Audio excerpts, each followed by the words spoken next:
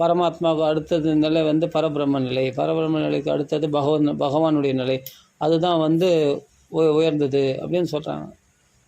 சரி, எப்படி இருந்தாலும் சரி, ஓகே. அதனால் இதெல்லாம் நம்ம போட்டு குழப்பிக்கூடாது. அத்வைதம் வஸ்தியா, துவைதம் வஸ்தியா, பேத சிந்தித்தம் வஸ்தியா, இல்லை நிம்பார்க்க சம்பிரதாயம் வஸ்தியா, இல்லை ருத்ர சம்பிரதாயம் வஸ்தியா, இல்லை நம்ம இப்படிலாம் பல விதமாக நம்ம பாட்டு வார்க்க சம்பிரதாயம்னு இருக்குது. பண்டரிபத்தில் வார்க்கரி சம்பிரதாயம்னு சொல்லுவாங்க. அந்த சம்பிரதாயம் வசதியா, இது மாதிரி பல விதமாக இருக்குல்ல. பண்டாக்கள்லாம் பல விதமாக கடைப்பிடிக்கிறாங்க இல்லையா. அந்த தர்ம வசதியா, விசிஷ்டாத்வைதம் வசதியா, இல்லை ஆழ்வார்கள் வழி வசதியா அப்படின்னு நம்ம பேதம் பார்க்கவே கூடாது. நம்மளுக்கு எதுக்கு இதுக்கெல்லாம்? இதெல்லாம் இதெல்லாம் தெரிஞ்சு என்ன பண்ண போகிறோம்? இதில் ஒரு பிரயோஜனம் இது என்ன பிரயோஜனம்னு சொன்னால், இதெல்லாம் தெரிஞ்சுக்கிறதுனால நம்ம கொஞ்சம் நம்ம இந்த உடல் இல்லை, நம்ம ஆத்மான்னு தெரிஞ்சுக்கலாம். அதான் மெயினான விஷயம். அதான் கிருஷ்ணர் விஷயத்தை மட்டும் பகவத்கீதை டைரெக்டாக படிங்க, அது போதும். அதை தெரிஞ்சுக்கிட்டால் போதும். இந்த தத்துவங்கள்லாம் நிறைய தத்துவார்த்தங்கள்லாம் நம்ம போய் மனசை போட்டு குழப்பிட்டோம்னா நம்ம கிருஷ்ண பக்தியை சுவைக்கவே முடியாது. ஆமாம், 1000 தத்துவங்கள் இருக்கலாம், 1000 பேதங்கள் இருக்கலாம், 1000 சாஸ்திர குருசீட பரம்பரைகள் இருக்கலாம். தப்புன்னு நான் சொல்ல வரல, அது வசதி தான். ஆனால் அந்த பரம்பரை வழியாக அந்த தத்துவத்தை நம்ம தெரிஞ்சுக்கிறதுனால என்ன கேட்டால், தெரிஞ்சுக்கிறதுனால பிரயோஜனம் இல்லை. தெரிஞ்சிக்கிற அந்த விஷயத்தை நம்ம அடையிறது தான் பிரயோஜனம். ஞானம் வந்து நம்ம பெற்றுக்கொள்ளக்கூடிய ஞானமானது ஞானம்தான், அது அனுபவமாகாது. ஞானத்தை விஞ்ஞானம்னா அனுபவ ஞானம். அந்த அனுபவ ஞானத்துக்கு நம்ம வரத்துக்கு தான் முயற்சி பண்ணணும். அதை தான் பார்க்கணுமே தவிர இதை தெரிஞ்சிக்கிறதுனால ப்ராக்டிக்கலாக வந்துட முடியாது. தெரிஞ்சிக்கிறது எதுக்குன்னா விழிப்புணர்வுக்காக. இந்த தத்துவங்கள்லாம் நம்ம தெரிஞ்சுக்கிது. ஏதாவது ஒரு தத்துவத்தை கடைப்பிடிங்க.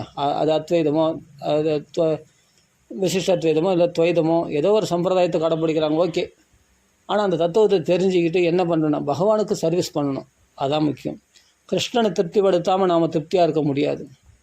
கிருஷ்ணனை சந்தோஷப்படுத்தாமல் சந்தோஷமாக இருக்க முடியாது. கிருஷ்ண பிரியம் சகல கல்மஷ நாசனம்.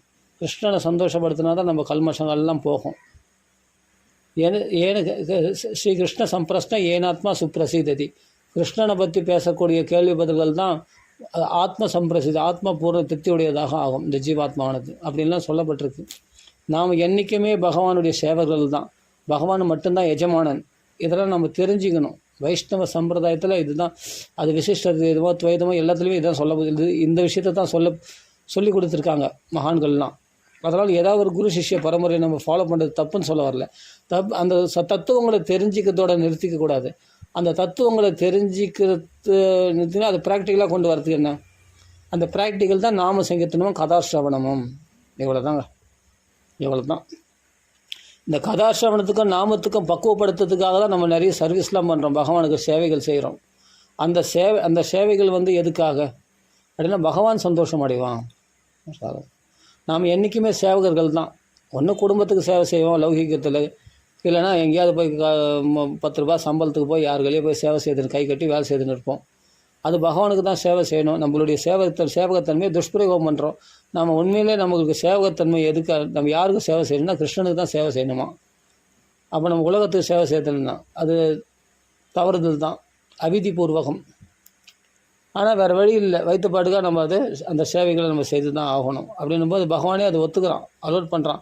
ஆனால் அந்த சேவையோட நிறுத்தியாத எனக்கு சேவை செய்யணும்னு பகவான் சொல்கிறான். இல்லை கர்மந்தியே அதிகாரஸ்தேன்னு சொல்கிறாரு பகவான். கர்மா செய்ய சொல்கிறாரு. அந்த கர்மா செய்யறது எதுக்கு? ஆனால் சேவகமாக மற்றவங்களுக்கு செய், ஆனால் அது எனக்கு அர்ப்பணமாக பண்ணிவிட்டேன், அது என் சேவகமாக நீ நினைச்சி செய் அப்படின்னு பகவான் சொல்கிறாரு இதில். சரி, அதெல்லாம் இருக்கட்டும். இப்போ என்னென்னா ஸ்ரீ கிருஷ்ணனுடைய சேவையினால்தான் மனசு பூர்ண திருப்தியுடையதாக ஆகும் லௌகிக சேவைகளை விட. ஆனால் நம்ம என்றைக்குமே எஜமானன் ஆக முடியாது. நம்ம என்றைக்கும் கிருஷ்ணனுடைய சேவகர்கள் தான், உலகத்தினுடைய சேவகர்கள் கிடையாது. இதை தெரிஞ்சுக்கணும். நாம் அனுபவிப்பாளன் கிடையாது, பகவான் தான். போக்தாராம் யக்ஞ தபசாம் சொல்கிறார் இல்லை கீதையில். பகவான் தான் அனுபவிப்பாளன், நாம் அனுபவிக்கப்படுபவர்கள் அப்படின்னு நம்ம நினச்ச போது தான் உண்மையாக நம்ம இந்த உலகத்தில் உண்மையான சௌக்கியத்தை நம்ம அனுபவிக்க முடியும். ஆமாம், பகவானுக்கு என்றைக்குமே நம்ம தொண்டர்கள் தான். பகவானோட நம்ம உயர்ந்துட முடியாது, பகவானுக்கு சமமாகவும் நம்ம ஆகிட முடியாது. பகவான் தான், நாம தான். ஆனால் பகவானுடைய பக்தர்களாக நம்ம இருக்கிறதுனால பகவான் என்ன பண்ணுறான்? நம்மளை தூக்கி பகவானுக்கு சமமாக நம்மளை வச்சிடறான். மகாத்மாக்கள்லாம் அந்த நிலைக்கு நாரதர் பிரகலாதர் அந்த நிலைக்கு உயர்ந்ததுக்கு காரணமே அதுதான். பகவான் தான் தூக்கி வச்சான். அதனால் அந்த நாரதர் பிரகலாதர் நம்ம பற்றி பேசுறதுனாலே, பகவானுடைய புகழை பேசுறதுனால எந்த லாபமோ அந்த லாபம் நாரதர் பிரகலாதரை பற்றி பேசுறதுனாலே நம்மளுக்கு கிடைச்சிடுது. அதான் விஷயம். சரி, இப்போ பரிசுத்தினுடைய கதையை பார்க்கலாம். அதனால் எந்த கொள்கைகளை கடைப்பிடிக்கிறது முக்கியம் இல்லை. விஷயம் என்னென்ன, சாரம் என்ன, பகவான் நாம சங்கீர்த்தனமோ, எந்த நாமாவது சொல்லுங்கள், பகவானுடைய கதாசிரவணமும், இதுதான் கலியுக தர்மமே. அந்த ரெண்டத்தை நீங்கள் ஃபாலோ பண்ணலன்னு சொன்னால் எந்த சம்பிரதாயத்தில் இருந்தாலும் கால விரயம்தான், அவ்வளோதான் சொல்ல முடியும். எந்த சம்பிரதாயமாக, அது அத்வைத சம்பிரதாயமாக இருந்தாலும் சரி, துவைத சம்பிரதாயமாக இருந்தாலும் சரி, விசிஷ்டத்வைத எந்த சம்பிரதாயத்தில் இருந்தாலும் விஷயம் பகவானுடைய சேவை மட்டும்தான் முக்கியம். பகவானுக்கு சேவை செய்கிறது தான் ஒரு மனுஷனுடைய தொழில், அவனுடைய கடமையே அதுதான். சரி, போன தடவை என்ன பார்த்தோம்? பரிசுத்த மகாராஜன் கங்கை கரையில் போய் சயனம் பண்ணுறார். ஆனால் தன்னை அனாதை நினைக்கல, பகவான் திருவடிகளை கட்டி பிடிச்சிக்கிறாரு. கிருஷ்ணன் தான் இனிமேல் கதி நமக்கு, வாசுதேவ பரா கதிஹி, அது தவிர வேறு கதி இல்லை அப்படின்னு பரிசுத்து அங்கே இருக்கிறார். அந்த சமயமாக பார்த்து பரிசுத்துக்கு ஆபத்தா, பரிசுத்துக்கு ஏழாவது நாள் போயிட போகிறாடமே அப்படின்னு ஞான திருஷ்டியில் பார்த்த பிரம்ம ரிஷிகள்லாம் அங்கே, ராஜ ரிஷிகள்லாம் அங்கே, ராஜ ரிஷிகள், பிரம்ம ரிஷிகள், தேவ ரிஷிகள்லாம் அங்கே வந்துட்டாங்களாம். பாருங்க, அவ்வளோ பேர், அவ்வளோ ஒரே ரிஷிகளுடைய கூட்டம் பரிசுத்தர் இடத்துல கங்கை கரைக்கு வந்துட்டாங்க. ஆச்சரியப்பட்டான் பரிசுத்து. எல்லாரும் காலில் சாஷ்டாங்கமாக விழுந்து நமஸ்காரம் பண்ணுறான். ஆஹா, மகாத்மாக்கள், நீங்களாம் பிரம்மலோகத்தில் வாசம் பண்ணக்கூடிய வேத ஸ்வரூபிகளாகிய நீங்கள் பூலோகத்தில் பரானுக்கிரகம் மற்றவங்களுக்கு, அதுபோல் கஷ்டப்படுறவங்களுக்கு பந்துக்களாக சாதுக்கள் தான் தேடி ஓடிடுவாங்களாம். மனுஷால் தேடி வர மாட்டான். மனுஷால்லாம் அப்படியே விட்டுருவா. ஆனால் சாதாரண மனுஷால் நான் சொல்கிறேன், அதாவது உறவினர்கள் ஒன்றா வருவாங்க, அந்த உறவினர்கள் கூட ஓரளவுக்கு தான் வருவாங்க. ஆனால் சாதுக்கள் கஷ்டம்னு வந்தால் யாருன்னா கஷ்டப்படுறாங்கன்னா உடனே வந்துடுவாங்களாம் சாதுக்கள். அந்த சாதுக்களுடைய பேரை சொல்கிறார். அந்த சாதுக்களுடைய பேரை கேட்டாலே அந்த சாதுக்களுடைய தபஸில் 16ல் ஒரு பங்கு நமக்கு கிடைக்குமா. அதனால தான் மறக்காமல் அடிக்கடி வியாசர் அங்கங்கே சாதுக்களுடைய பேரெல்லாம் சொல்லுவார் விடாமல். நம்ம அதெல்லாம் காதில் கேட்டாலே புண்ணியம். அந்த மகான்களை தரிசனம் பண்ணுற பாக்கியம் தான் நம்மளுக்கு கிடைக்கலனா, அந்த மகான்களுக்கு நம்ம சிஷியர்களாக இருக்கிற பாக்கியம் தான் நம்மளுக்கு கிடைக்கலனா, அந்த சாதுக்களுடைய பேரை கேட்டதுனாலேயே அந்த சாதுக்களுடைய பூர்ண ஆசீர்வாதம் நம்மளுக்கு கிடைக்குமா. அதனால தான் விடாமல் அந்த சாதுக்களுடைய பேர்களை சொல்கிறார், வைஷ்ணவருடைய பேரை சொல்கிறார். அந்த பேரை கேட்டதுனாலே அவர் தபஸில் 16ல் ஒரு பங்கு நமக்கு கிடைக்குமா. அவர்களுக்கும் தபஸு குறையாது, நமக்கும் தபஸு கூடுமா. அப்படிப்பட்ட விசேஷமானது.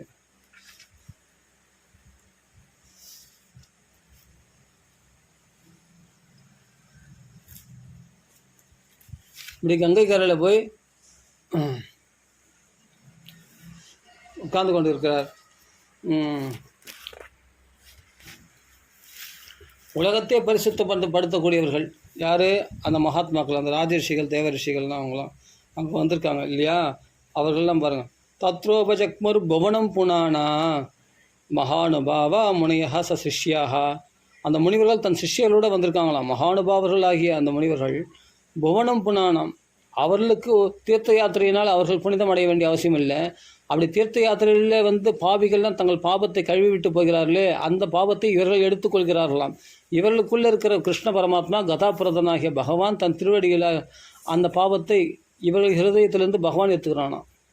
பாருங்கள், அப்படி மகான் இடத்துல உள்ள கருணையினால் பகவான் எடுத்துக்கொள்கிறானாம்.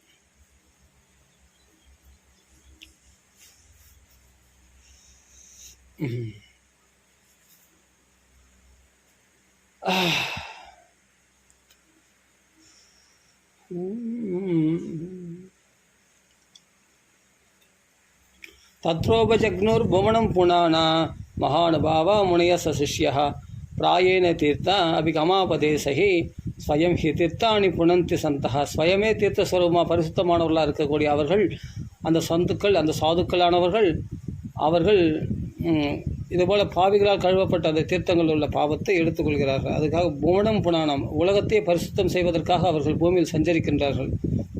தீர்த்த யாத்திரைன்ற பேரில் அப்படி சஞ்சரிக்கிறார்கள்.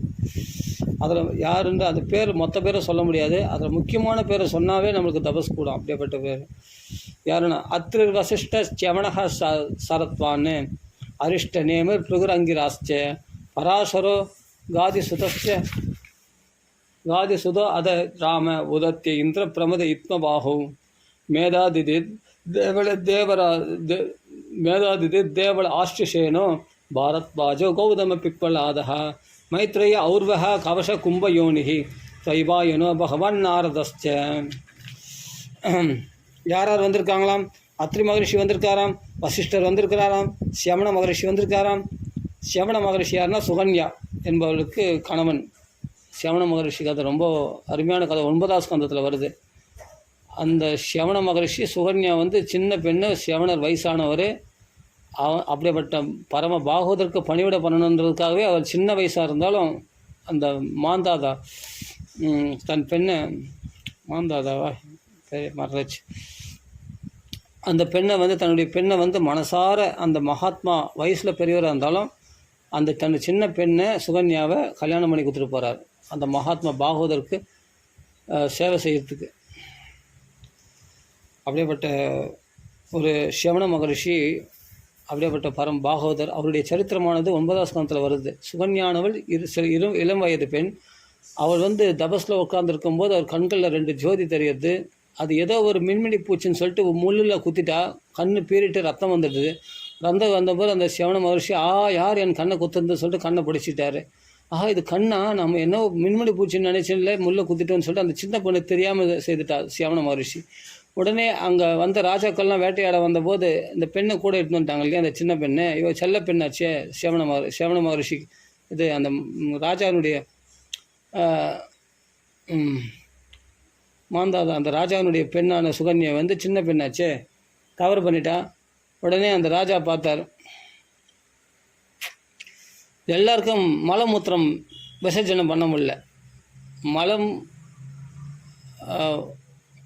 மூத்திரம் அவரால் விட முடியல. ஆனால் அவர்களுக்கு எல்லாமே எல்லாம் தடையாகி போச்சு. அவங்களுக்கு எல்லாருக்கும் அந்த குதிரைகள் முதல் கொண்டு அந்த வேட்டையாட வந்த அத்தனை சேனா சைன்யங்களுக்கும் மலமூத்திரம் வெளியிட முடியாத அளவுக்கு வலி அதிகமாயிடுச்சு.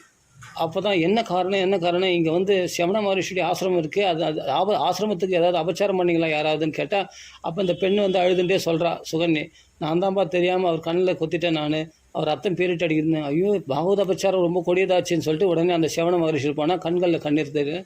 அப்போ எனக்கு கண்ணு தெரியாமல் என் பெண்ணானவள் தெரியாமல் தப்பு பண்ணிட்டா சுவாமி, மன்னிச்சிக்கணும் அப்படின்ட்டு அந்த மாந்தத்தை ராஜா கேட்கும்போது, அப்பா எனக்கு இப்போ நானும் வயசானவன் கிழவன், என்னுடைய கண்ணில் இப்போ ரத்தத்தை பிரிக்கடிச்சா நான் கண்ணு தெரியாமல் நான் என்னப்பா பண்ணுறது, உன் பெண்ணு கல்யாணம் ஆயிடுச்சா அப்படின்னு கேட்குறது. அதான் தண்டனை.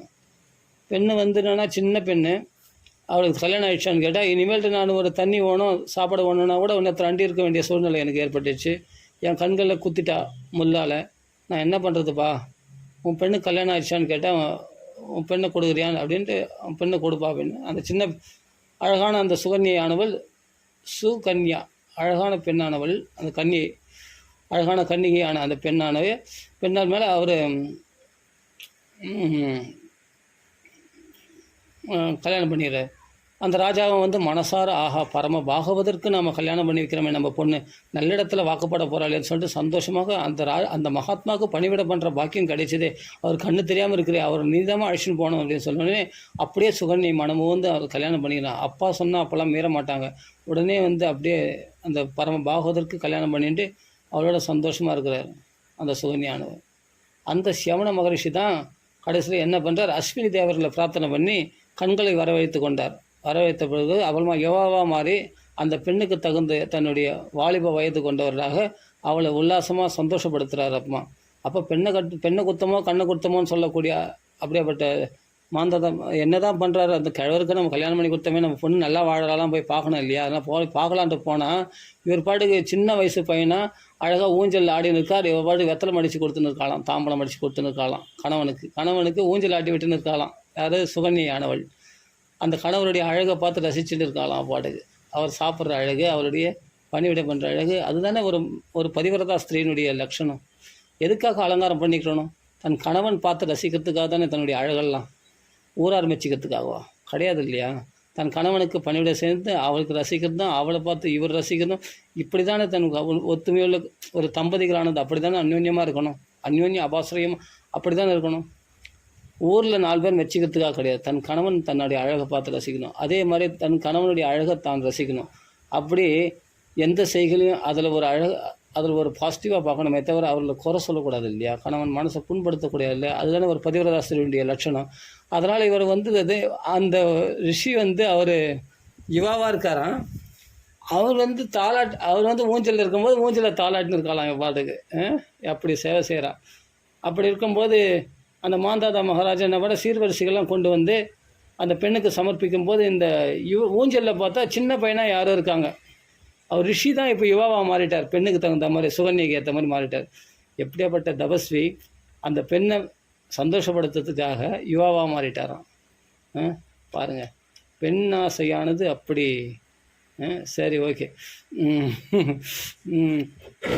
அந்த சியமன மகரிஷி அப்படி ஊஞ்சல் அழகாக ஆடின்னு இருக்கார். இப்போ எப்படி இருக்கார்? ஒரு குடும்பஸ்தனாக இருக்கார். அப்போ தான் மாந்தாத கோவம் வந்துடுச்சு. எங்களை முழிக்காது, என் பேச்சு என் முகத்தில் முழிக்காத, நீ என் பெண்ணா? நீ ஒரு ஆண் வந்து தவறு பண்ணால் அவன் குலத்தோடு பாதிச்சிடும். ஒரு பெண்ணு தவறு பண்ணால் பிறந்த குலம் புகுந்த குலம் 2 குலத்துலையும் கெடுத்துருவான். அப்படியேப்பட்ட நீ என் குலத்தினர் பெருமை கெடுத்துட்டியே அப்படின்னு சொல்லி முகத்தை திருப்பின்றாரான். ஏன்பா அப்படின்னா, யாரோ வழிபோக்கன்னு ஒருத்தன் வயது யுவாவாக இருக்கான், அவனை வந்து ஊஞ்சலை வச்சு ஆடினுக்க. அந்த வயசான கிழவராக இருந்தாலும் அவர் பரவ பாகவதராச்சு, அப்படிப்பட்ட யோகீஸ்வரராச்சு. அந்த யோகீஸ்வரராக சியமன மகரிஷி எங்க? அவர் தானே அவனுக்கு கல்யாணம் பண்ணி கொடுத்தேன். இது யார்? இது யுவாவாக இருக்கானே அப்படின்னு சொல்லி முகத்தை திருப்பிக்கிட்டாரான். அப்பா, இவர் உன்னுடைய மருமகன் தான்ப்பா அவர். அந்த சியமன மகரிஷி தான்ப்பா இந்த யுவாவாக இருக்காரு அப்படின்னு ஆச்சரியப்பட்டாராம். அப்போ தான் அஸ்வினி தேவரனுடைய பிரசாதத்தினால இவர் இந்த இளமையை அடைந்திருக்கிறாரப்பா. இது கூட நீ தெரியாமல் பேசிட்டேப்பா. நான் அப்படியேப்பா நீ என்னை வளர்த்து, நீ என் கணவன், நான் அப்படியேப்பட்ட பதிவிரதா தர்மத்தை சொல்லிக் கொடுத்து வளர்த்து, நான் அப்படி தவறான வழியில் போகணுனாப்பா அப்படின்னு என்னை மன்னிச்சிக்குமா அப்படின்னு சொல்லிட்டு வாரி ஆலிங்கனம் பண்ணினாராம் தன்னுடைய பெண்ணை. கண்ணில் கண்ணீர் வடிக்கிறா சுவர்ணி. அப்படிலாம் இல்லைம்மா, என்னை மன்னிச்சிக்குமான்னு சொல்லி அந்த பெண்ணத்தில் ஆஸ்வாசப்படுத்தி 2 மாப்பிள்ளையும் பொண்ணையும் தன் ஊருக்கு அழைச்சும் போகிறார். இது ஒரு கதை. இந்த சியமன மகரிஷியினுடைய பேரை சொன்னாலே அந்த கதை ஞாபகம் வந்து 9ஆம் ஸ்கந்தத்தில் வருது இந்த கதை.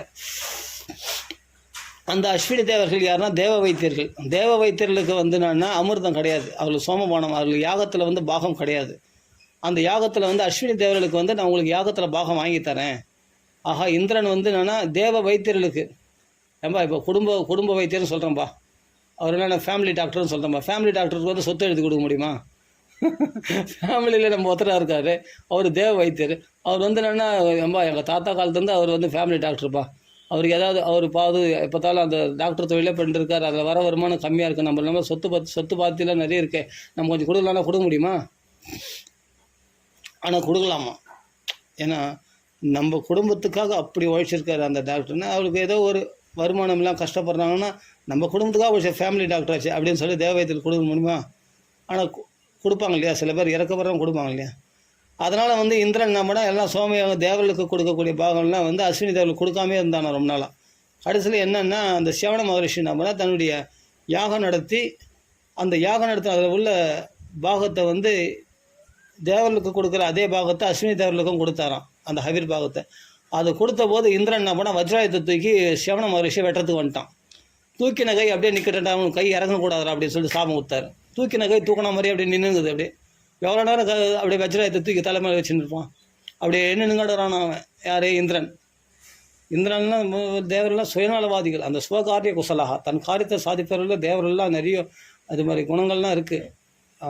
சரி, அப்படியேப்பட்ட இந்திரன்லாம் அது மாதிரி தேவ வைத்தியர்களுக்கு வந்து அந்த பாகம் கொடுக்கக்கூடாதுன்னு சொல்லி தூக்கிய கையோடு அந்த வஜ்ராயத்தை தூக்கி சியமன மகரிஷி வெட்டத்துக்கு போயிட்டான்.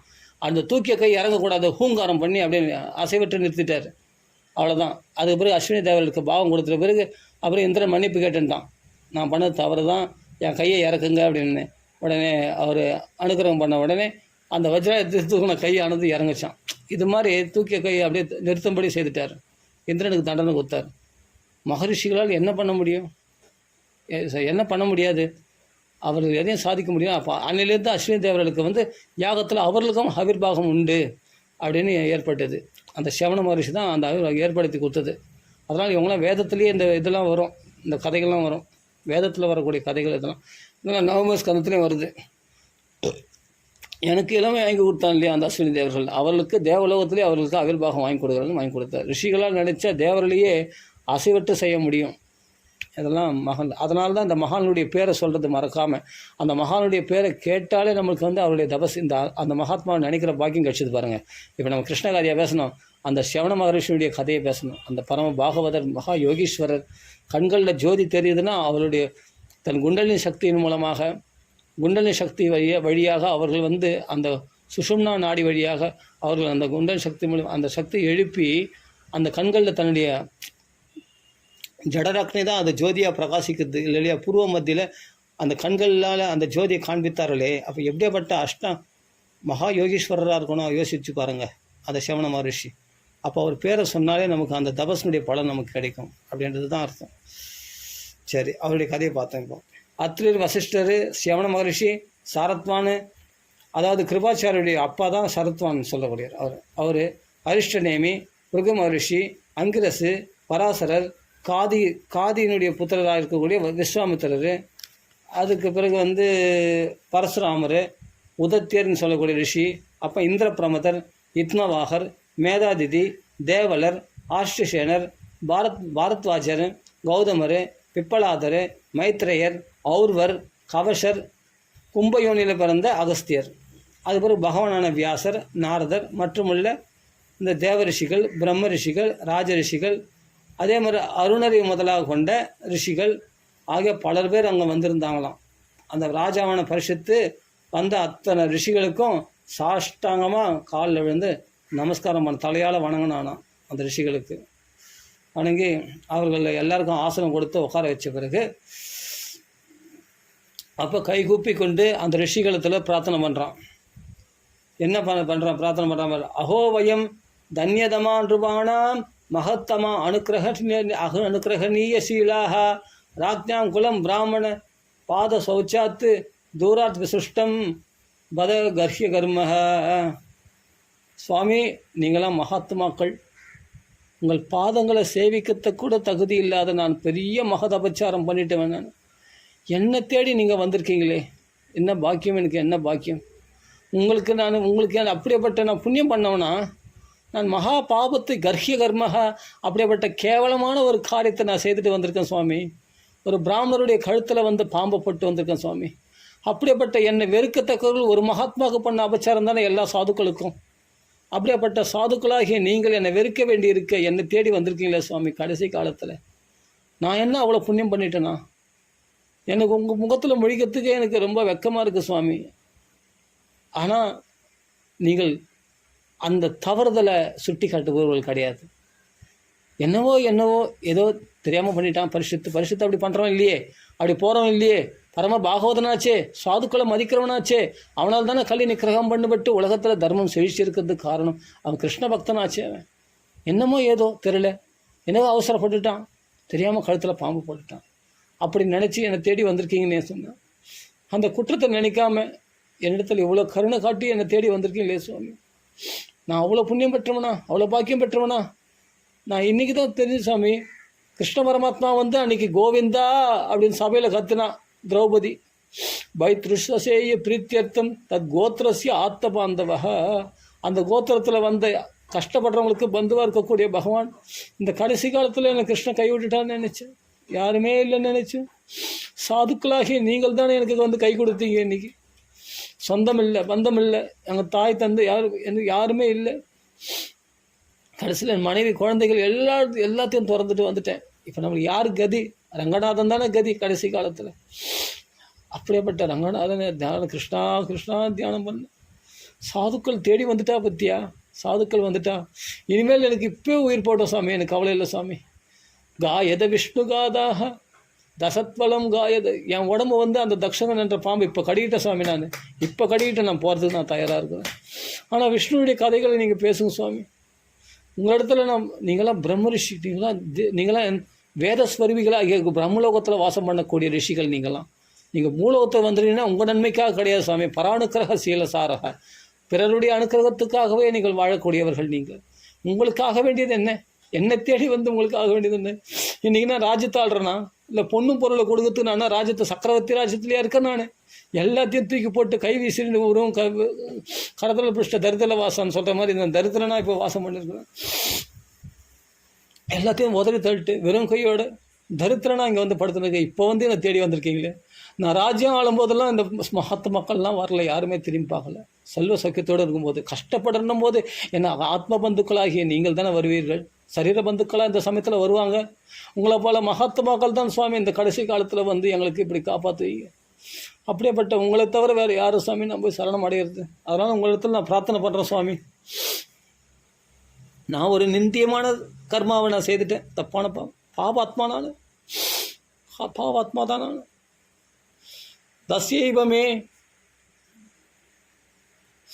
தஸ்யமே அகஸ்ய பராவரேசோ வியாசக்த சித்தஸ்ய கிரகேஷ் அபீக்ஷ்ணம் நிர்வேத மூலோ விஜசாபரூபோ யத்ர பிரசக்தோ பயமாசுதத்தே. நான் நிந்திக்கத்தக்க செயல்களை செய்துட்டேன்.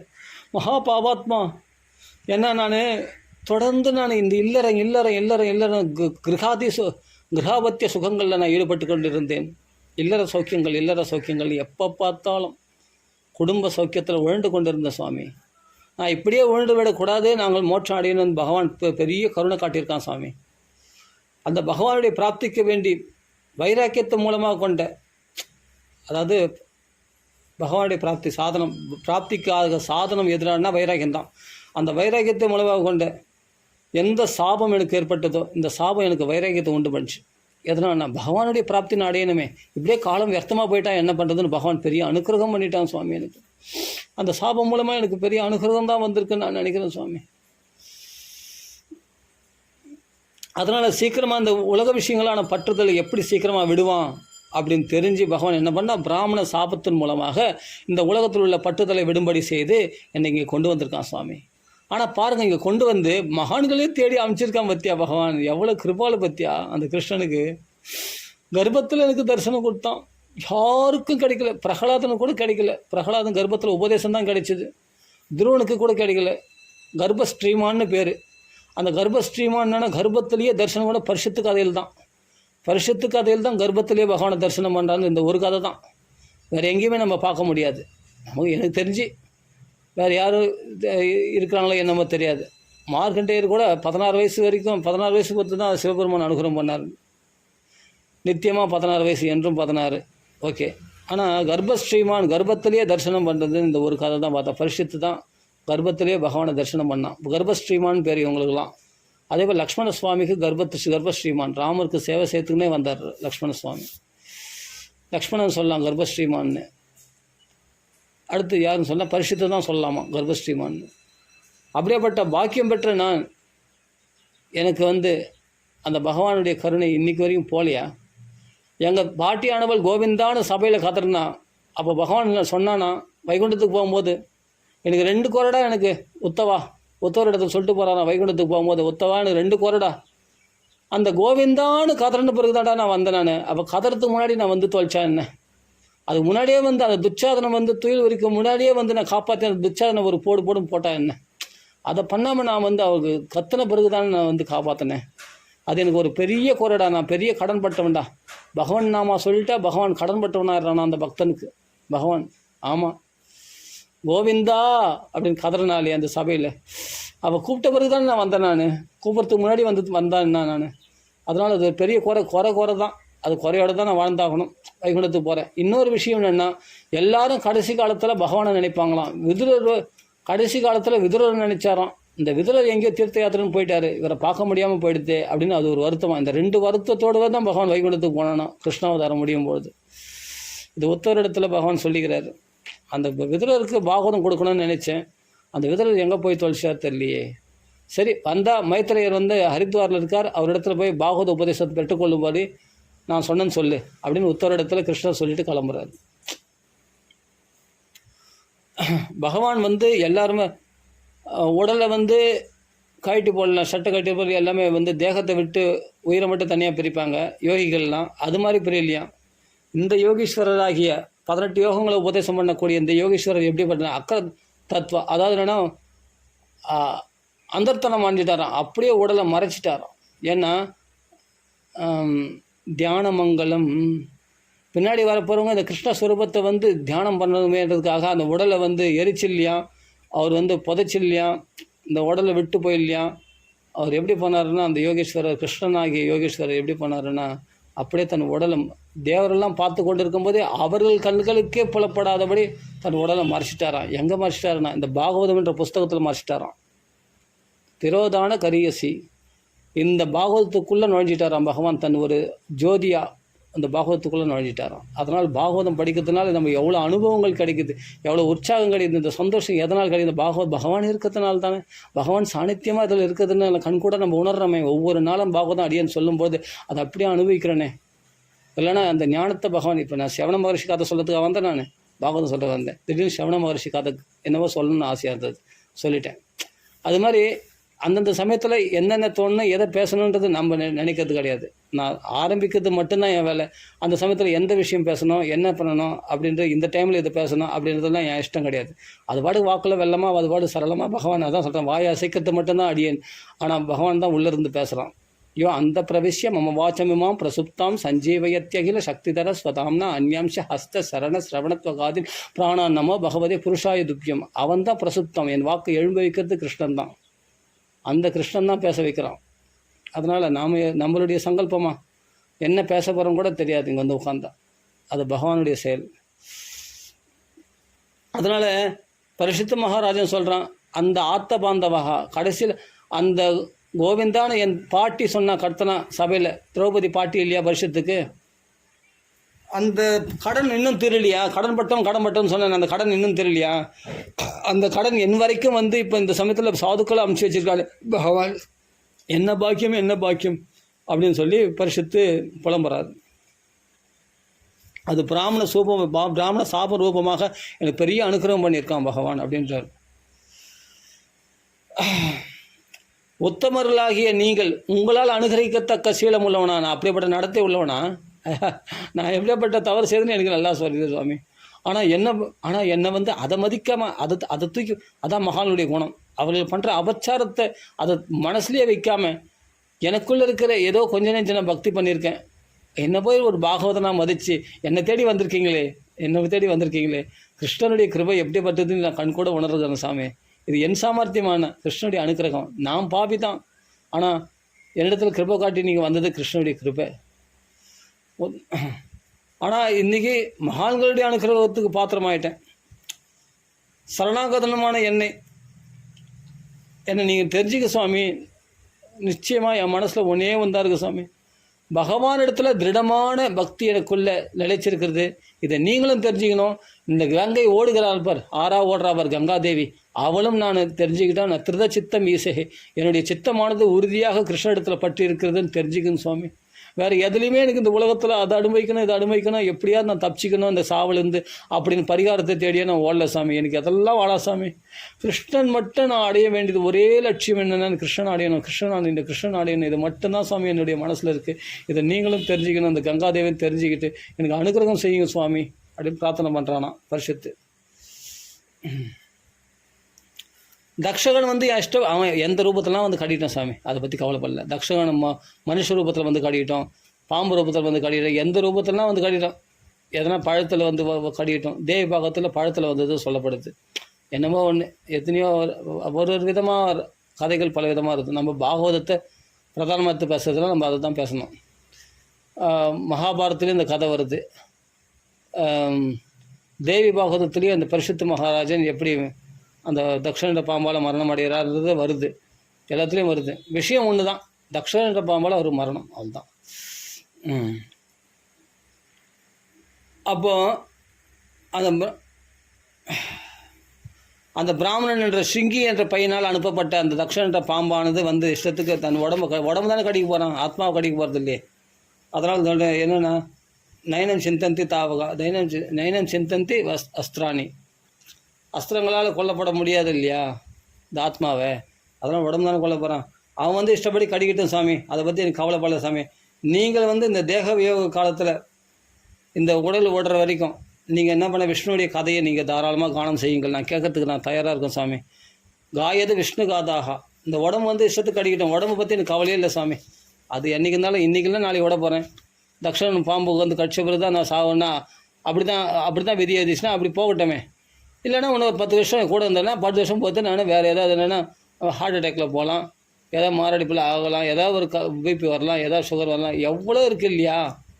எப்படியாவது இந்த உடம்பு அழுக்க முடிய தள்ளி தானே ஆகணும். இதை அப்படியே வச்சுன்னு இருக்க முடியுமா என்ன? நான் அப்படியே இருப்பேன் எத்தனை நாள் வச்சுன்னு இருப்பேன்? அப்படியே ஒரு நாள் இந்த அழுக்க முடிய தள்ளி தான் ஆகணும். எல்லாருக்கும் ஜாதஸ்ய துருவ மிருத்தியோ, பிறந்தவனுக்கு மரணம் நிச்சயம்ன்றது சாஸ்திரம் தீர்மானமாக சொல்லியிருக்கு. அப்படி இருக்கும்போது இன்றைக்கெல்லாம் நாளைக்கு போக போகிறேன். அது தக்ஷன்ற பாம்பால் தான் சாகணுன்றது கிடையாது. எந்த ரூபத்துலேயும் சப்ட் தான். இதுலேருந்து தப்பிச்சுட்டா வேறு விதத்தில் சாக போகிறேன், அவ்வளோதானே. அது பாட்டுக்கு ஒரு மூலையில் வந்து கடிக்கிட்டோம். நீங்கள் விஷ்ணு கதைகளை பேசுங்க.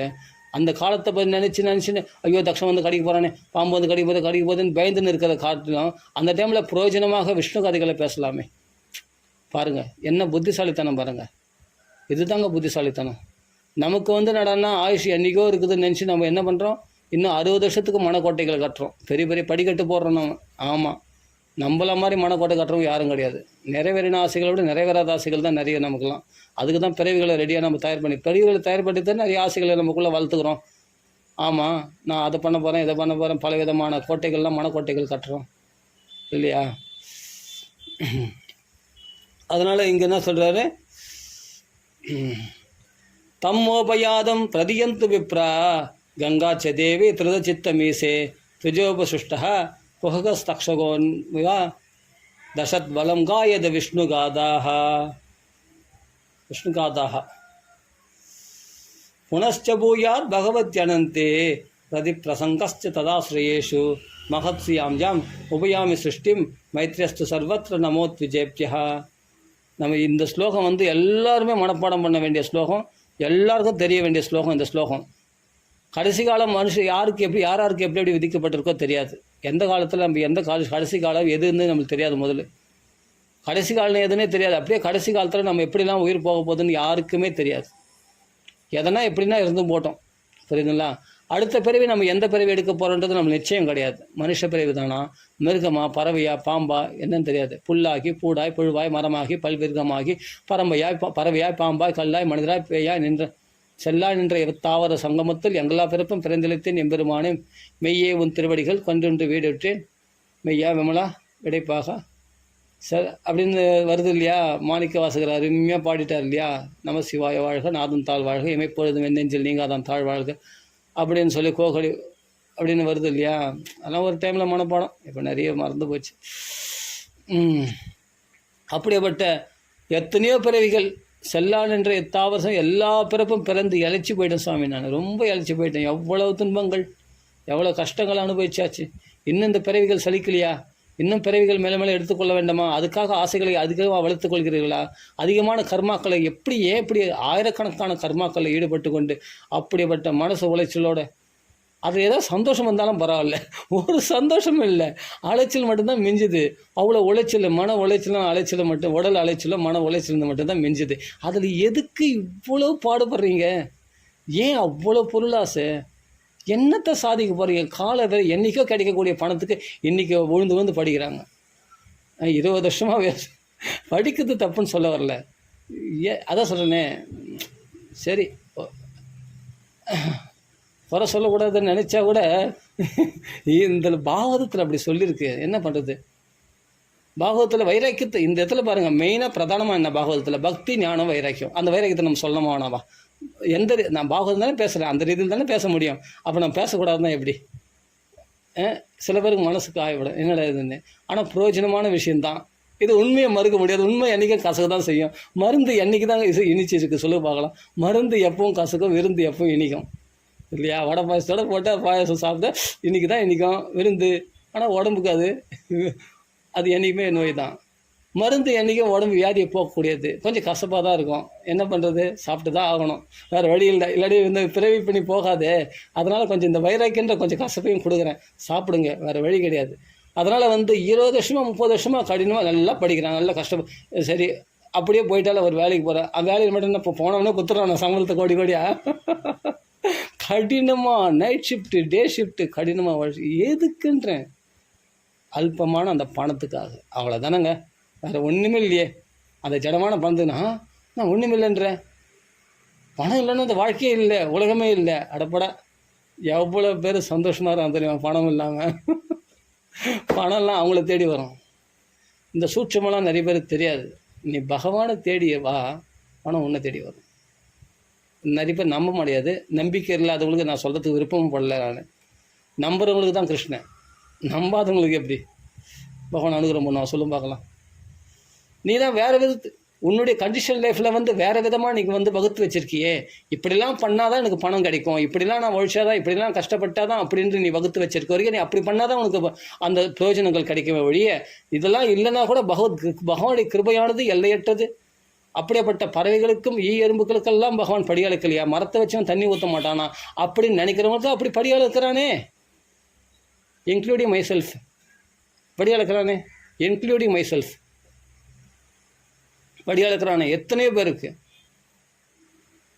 ஆமாம், அப்படி தான் வாழ. பகவானுடைய கிருபையை முழுசாக நம்பிட்டவங்களுக்கு பகவான் கைவிட்டதே கிடையாது. சத்தியமாக சொல்ல, நாத நகி கல்யாணக்கிருத் துர்கதியும் தாதி கச்சதிகி கல்யாணக்கிருத் கச்ச நகி கல்யாணக்கிருத் துர்கதியும் தாதி. அவங்களுக்கு கெட்ட கதி, அவங்களுக்கு நல்லது செய்தவன் ஒருபோதும் கெட்டு போக மாட்டான். இதுதான் 4 முறை தீர்ப்பு. நம்பினார் கெடுவதில்லை, பகவானை நம்பினார் கெடுவதில்லை. 4 முறை தீர்ப்பு இதுதான். பகவானை முழுசாக நம்பிட்டான்னு சொன்னால் அவனுக்கு தேவையான விருத்திக்கு தேவையானது அவனுக்கு எல்லாமே தேடி வந்துட்டே இருக்கான். அவனுக்கு எல்லாமே தேடி வருங்க. அவன் தேடி போகிற வரைக்கும் அவனை நாயாலேயே விடுவான் பகவான். பகவானாலே விடல, கலி புருஷனாலேயே விடுவான். கஷ்டப்பட்டு தான் நீ அது பண்ணால், கஷ்டப்பட்டு தான் அவனை கஷ்டப்பட்டு தான் இருக்கணும் வாழ்நாள் முழுவதும். இந்த கஷ்டம் ஒழிய போகிறதில்ல, நாமளும் திருந்த போகிறதில்ல. நாம் இப்படி தானே அது எப்படி அப்படின்னு கேள்வி கேள்வி தான் கேட்டுன்னு நான். அது எப்படின்னு அனுபவித்து பார்த்தா தான் தெரியும். அப்படியேப்பட்ட மகாத்மாக்களோட பழகினா தானே ஆஹா இப்படிலாம் கூட பகவான் அனுகிரகம் பண்ணுவான். நான் அதுக்கு பிறகு நான் அனுக்கிரக சீலசாரக, அந்த அனுகிரகத்துக்கு பாத்திரமான நடத்தை நமக்குள்ளே ஆட்டோமேட்டிக்காக வந்துடும். அப்படி வளர்றவனுக்கு வந்து பகவான் ஃபுல் செக்யூரிட்டி பகவான் கொடுக்குறான். யோகக்ஷேமம் வகாம் யகம். ஏன்னா அவன் அனன்ய சிந்தையந்தோ. ஃபஸ்ட்டு நீ வந்து இதை கடைப்பிடி. நான் வந்து கொடுக்கணுன்றது என் கையை எதிர்பார்க்காத, பகவானுக்கு என்ன கொடுக்குறான். பகவானுக்கு நீ என்ன செய்த? பகவான் உனக்கு கொடுக்கலன்னு குறை சொல்கிறியே. பகவானுக்கு நீ என்ன செய்த? பகவானுக்கு நீ எதை தியாகம் பண்ண சொல்லு பார்க்கலாம். ஒரு 5 நிமிஷம் உன்னால் தியாகம் பண்ண முடியுமா? அதுக்குள்ளே ஃப்ரெண்ட்ஸை போய் பார்த்துடணும், அதுக்குள்ளே பார்த்து இது போல் சொந்த பந்தம், இது போல் உடம்பு பார்த்துக்கணும். உடம்பு முக்கியமாக போச்சு, இது போல் சொல்லிட்டு நாம சங்கீதத்தை கூப்பிட்டா வரமாட்டேன்ற. அப்போ பகவான் முக்கியமாக தோணலை இல்லையா? உன் உடம்பு தானே உனக்கு முக்கியமாக தோணுச்சு, உன் சொந்த பந்தங்கள் தானே முக்கியமாக தோணுச்சு, உனக்கு வேறு காரியங்கள் தானே முக்கியமாக. அது ஃபஸ்ட்டாக இருக்குது. பகவான் செகண்டரியாக தானே இருக்கான். அப்போ எப்படி பகவான் நம்மளுக்கு படி அழுப்பான்? அப்போ எப்படி பகவான் நம்மளுக்குடைய மொத்த பொறுப்பும் பகவான் எடுத்துப்பான்? அப்போ பகவானுக்கு நீ என்ன செய்தன்னு என்னைக்கு யோசிக்கிறியோ அன்னைக்கு தான் வந்து பகவான் நமக்கு செய்வோம். அதனால் வந்து பகவானுக்கு நீ எதையும் செய்யாமல், பகவானுக்கு ஒன்று அப்படியும் பகவான் செய்கிறான் வச்சுக்க. ஏன்னா நம்ம குழந்தைகள் தானே. பகவான் சமூகம் சர்வபூதேஷம், எல்லாத்துலேயும் சமமாக இருக்கிறதுனால எல்லாருக்கும் வரக்கூடிய கஷ்டங்கள் தான் நம்மளுக்கு வரும். நம்மளுக்கு தனியாக பாதுகாப்பு. ரக்ஷிதா ஜீவலோகசிய. ஆமாம், நம்ம ஜீவாத்மாவில் பார்த்தோன்னா அதெல்லாம் ரட்சிக்கிறான். எல்லாருக்கும் சாப்பிட போகிறோம். நீ கண்டிஷனாக நீ எல்லாமே கடினமாக உழைக்கிற, உனக்கு தேவையானதெல்லாம் பகவான் கண்டிப்பாக கொடுக்குறான். அது கூட பகவான் கொடுத்தா தான் உனக்கு அது கூட கிடைக்கும். இல்லைன்னா கைக்கு வர்றதை தட்டி விட்ருவான், வாய்க்கு வராதபடி.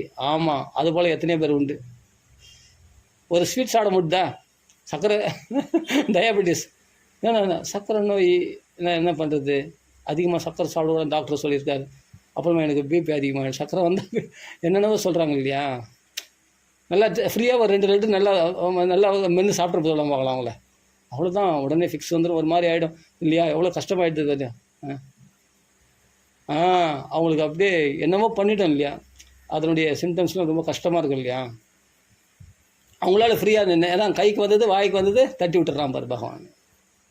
அப்போ பகவான் என்ன நீயா கண்ட்ரோல் பண்ண சொன்னால் கண்ட்ரோல் பண்ண மாட்டேன். இது மாதிரி ஏதாவது வியாதிகள் கொடுத்தா தானே சாப்பாடு கண்ட்ரோல் ஆகும். அதுவும் ஒரு பகவானுடைய கருணை தான் வச்சுங்க. அதனால் ஏதாவது ஒன்று நாம் பாருங்கள், திருப்தியாக அனுபவிக்க முடியுதா ஒரு விஷயமானது? ஏதாவது ஒரு விஷயத்தை உங்களால் திருப்தியாக அனுபவிக்க முடியுதா? நாம் எதிர்பார்த்து சாப்பிட்றோம் நல்ல சாப்பாடு, கடைசியில் பார்த்தா அப்போ தான் ஏதாவது பிரச்சனை வரும். பூர்ணமாக சந்தோஷமாக இருந்துட்டேன்னு எதையுமே சொல்லிட முடியாது. அதனால் இந்த இடத்துல பரீட்சித்து மகாராஜன் தேர்ந்தெடுத்த மாதிரி நம்ம வாழ்க்கையை தேர்ந்தெடுக்க வேண்டும். கிருஷ்ணன் தான் கதி அப்படின்னு பூரணமாக தேர்ந்தெடுக்க வேண்டும். அதுதான் சொல்ல வரேன். அதனால் கிருஷ்ணன் கொடுப்பானா கிருஷ்ணன் கொடுப்பாங்க.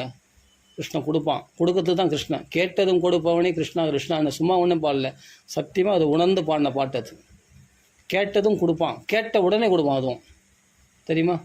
ஏன்னா நீ அந்தளவுக்கு தூய பக்தி உனக்குள்ளே வளர்த்து கொள்ளவில்லை. பகவானுக்கு நீ என்ன, பகவான் எனக்கு செய்யலையே, பகவான் இவ்வளோ நாள் வணங்குற பகவான் செய்யலையே, பகவானுக்கு நீ என்ன செய்த? நீ எந்தளவுக்கு தியாகம் பண்ண பகவானுக்காக உன் வாழ்க்கையை? எந்தளவுக்கு முழுமையாக ஈடுபட்ட? 70%, 80%, 50%, எத்தனை %? 100% ஈடுபடுப்பார். குசேலன் குத்த மாதிரி உனக்கு கொடுப்பான். குசேலன் என்ன பண்ணான்னா, தனக்கு வேண்டி 4 பிடி அவளுங்க, இந்த ஒரே ஒரு உபாக்கியானம் உங்களுக்கு போதுங்க. ஒரு திருஷ்டாந்தம், இந்த 4 பிடி அவள் தன் சொந்த வீட்டில் ஒரு குண்டுமணி அரிசி கூட கிடையாது. அப்போ எப்படி அவள் இடிச்சிருப்பான்? போய் ஒரு குண்டுமணி நெல் இல்லாமல் எப்படி அவன் அவள் இடிச்சிருப்பான்? அப்படின்னா அந்த எப்படி அவள் இடிச்சிருப்பாருன்னு கேட்டால், குசேலர் 4 இடத்துல போய் பிச்சை எடுத்தார். கோவிந்த பிச்சை, கோவிந்தான்னு பிச்சை எடுத்து அங்கே போய் 4 பிடி அவளை, அந்த அம்மா மகாலட்சுமி, அந்த அம்மா கல்யாணின்னு பேர் அந்த அம்மாவுக்கு. அவளுக்கு சுக்ஷாமான்னு பேர். சுப்ஷாமான்னா ஒட்டின வயிறுடையவள், பசி தாகத்தினால் வாட்டப்படுகிறவள் அப்படின்னு அர்த்தம். ஆனால் அங்கே கல்யாணின்னு மங்களம் அப்படி கூப்பிடக்கூடாது. ஆனால் அவள் கல்யாணின்னு மங்களகரமாக கூடுவாரான், அழகாக பெண்ணை. தெரியுமா? சொல்லப்போனால் ஆத்துக்காருடைய பேரை சொல்லக்கூடாதுன்னு சொல்லுவாங்க நிறைய. அதெல்லாம் சாஸ்திரங்களுக்கு நிறைய. ஆத்துக்காருடைய பேரை சொல்லக்கூடாதுன்னு வாங்க. ஆத்துக்கார் பேர் மட்டும் இல்லை, ஆத்துக்கார் பேர் கூட சொல்லக்கூடாதுன்னு வாங்க. அதெல்லாம் இருக்குது நிறைய விஷயங்கள், அது சாஸ்திரங்கள். அதெல்லாம் நம்ம உள்ளே போனால் நிறைய தர்மசாஸ்திரம் நம்ம போவோன்னா விஷயத்துக்கு வந்துடுவோம். அதாவது என்னென்னா, சாரத்தை கிரகிக்கணும், அதான் முக்கியம். நிறைய சூட்சும தர்மங்கள்லாம் இப்போ சொல்லணும்னு நினச்சின்னா அதெல்லாம் நிறைய சொல்லலாம், எக்கச்சக்கமாக. அதெல்லாம் சொல்கிறதுக்கு இப்போ அவகாசம் இல்லை, நம்மளுக்கு அது தேவையே இல்லை இந்த கலியுகத்தில். அதனால தான் மெயினான மேட்ருக்கு வந்துடுறேன் நான். மெயினான மேட்ரு என்ன, மெயினான விஷயம் என்ன, நம்மளுக்கு இதில் என்ன மெசேஜ், அதை மட்டும் தெரிஞ்சுக்கிட்டா போதும். அப்போ பாருங்கள், என்ன குசேலர் என்ன பண்ணுறாருன்னா, நல்லா புரிஞ்சுங்க, 4 இடத்துல பிச்சை எடுத்த அந்த அவளானது தன் குழந்தைகளுக்கு, அப்பா பசிக்குதுப்பா கொஞ்சோண்டு அந்த அவள் கூடம்பா அப்படின்னு சொன்னால், அந்த குழந்தைகளுக்கு இல்லாமல் கிருஷ்ணனுக்கா? அதெல்லாம் கிருஷ்ணன் ஒன்று கோச்சிக்க மாட்டான். அப்படின்னு எடுத்து ஒரு பிடி எடுத்து கொடுக்கலாம் இல்லையா? கொடுக்கல. இது கிருஷ்ணார்ப்பணம்டா. நான் துவாரகைக்கு போகிறேன், நான் தினமும் கதை சொல்லுவேன் இல்லையா, அந்த கிருஷ்ணனுடைய கதைகள். அவன் பூதனாவாதம் பண்ணது, அவன் சகடாசுர வஞ்சனம் பண்ணது, அதெல்லாம் நான் சொல்லுவேன் இல்லையா. பிரம்மமோகன நிலை இல்லையான்னு சொல்லுவேன், மிருதபக்ஷ நிலையிலே, அந்த கோவர்த்தன உத்தார நிலை, காளிய மர்த்தன நிலையெல்லாம் சொல்லுவேன் இல்லையா. அந்த கிருஷ்ணன் இப்போ 16,108 ஸ்திரீகளோட துவாரகையில் வாசம் பண்ணுறான்டா. அந்த என்னுடைய நண்பன், நான் போய் கிருஷ்ண பரமாத்மா பார்க்க போகிறேன்னா, அப்படியாப்பா கிருஷ்ணனை தரிசனம் பண்ண போறியாப்பா? அப்பாப்பா எடுத்துன்னு போப்பா, எனக்கு வேணாப்பா, இந்த தவுள்லாம் கிருஷ்ண சாப்பிட போகிறானாப்பா, சந்தோஷம்பா அப்படின்னு சொல்லிட்டு அந்த குழந்தைகள் கிருஷ்ணனுக்கு எடுத்து கொடுப்பா, கிருஷ்ண சாப்பிட்டம்பா அப்படின்னு. நாமளாம் ஒரு நாளைக்கு பல வேளைகள் சாப்பிடுகிறவர்கள், அவர்கள் பல நாளில் ஒரு வேளை சாப்பிடக்கூடியவர்களாகி, அப்படியேப்பட்ட அவர்கள் பசியும் பட்டினமாக இருக்கக்கூடிய அந்த குசேலர் சேலர்னா என்னன்னா துணி, குசேலனா கந்த துணியை அணிந்து கொண்டிருப்பார். ஒரே வேஷ்டி, கட்டின வேஷ்டியே கட்டின்னு இருப்பார். அவர் அப்படி அழுக்கடைந்த தேகத்தோட நரம்புகள்லாம் புடைச்சுட்டு இருக்குமா. கிருஷ்ணா அவங்க யுவாவாக இருக்க போகிறான்.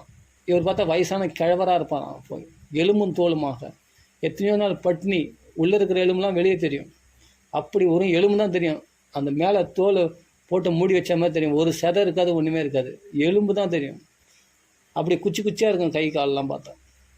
அப்படியேப்பட்ட எலும்பும் தோலுமாக இருக்கக்கூடிய குசேலர் 4 பிடி அவளை தூக்கி போக முடியாமல் அது ஒரு மூட்டை மாதிரி தூக்கி போகிறாரு.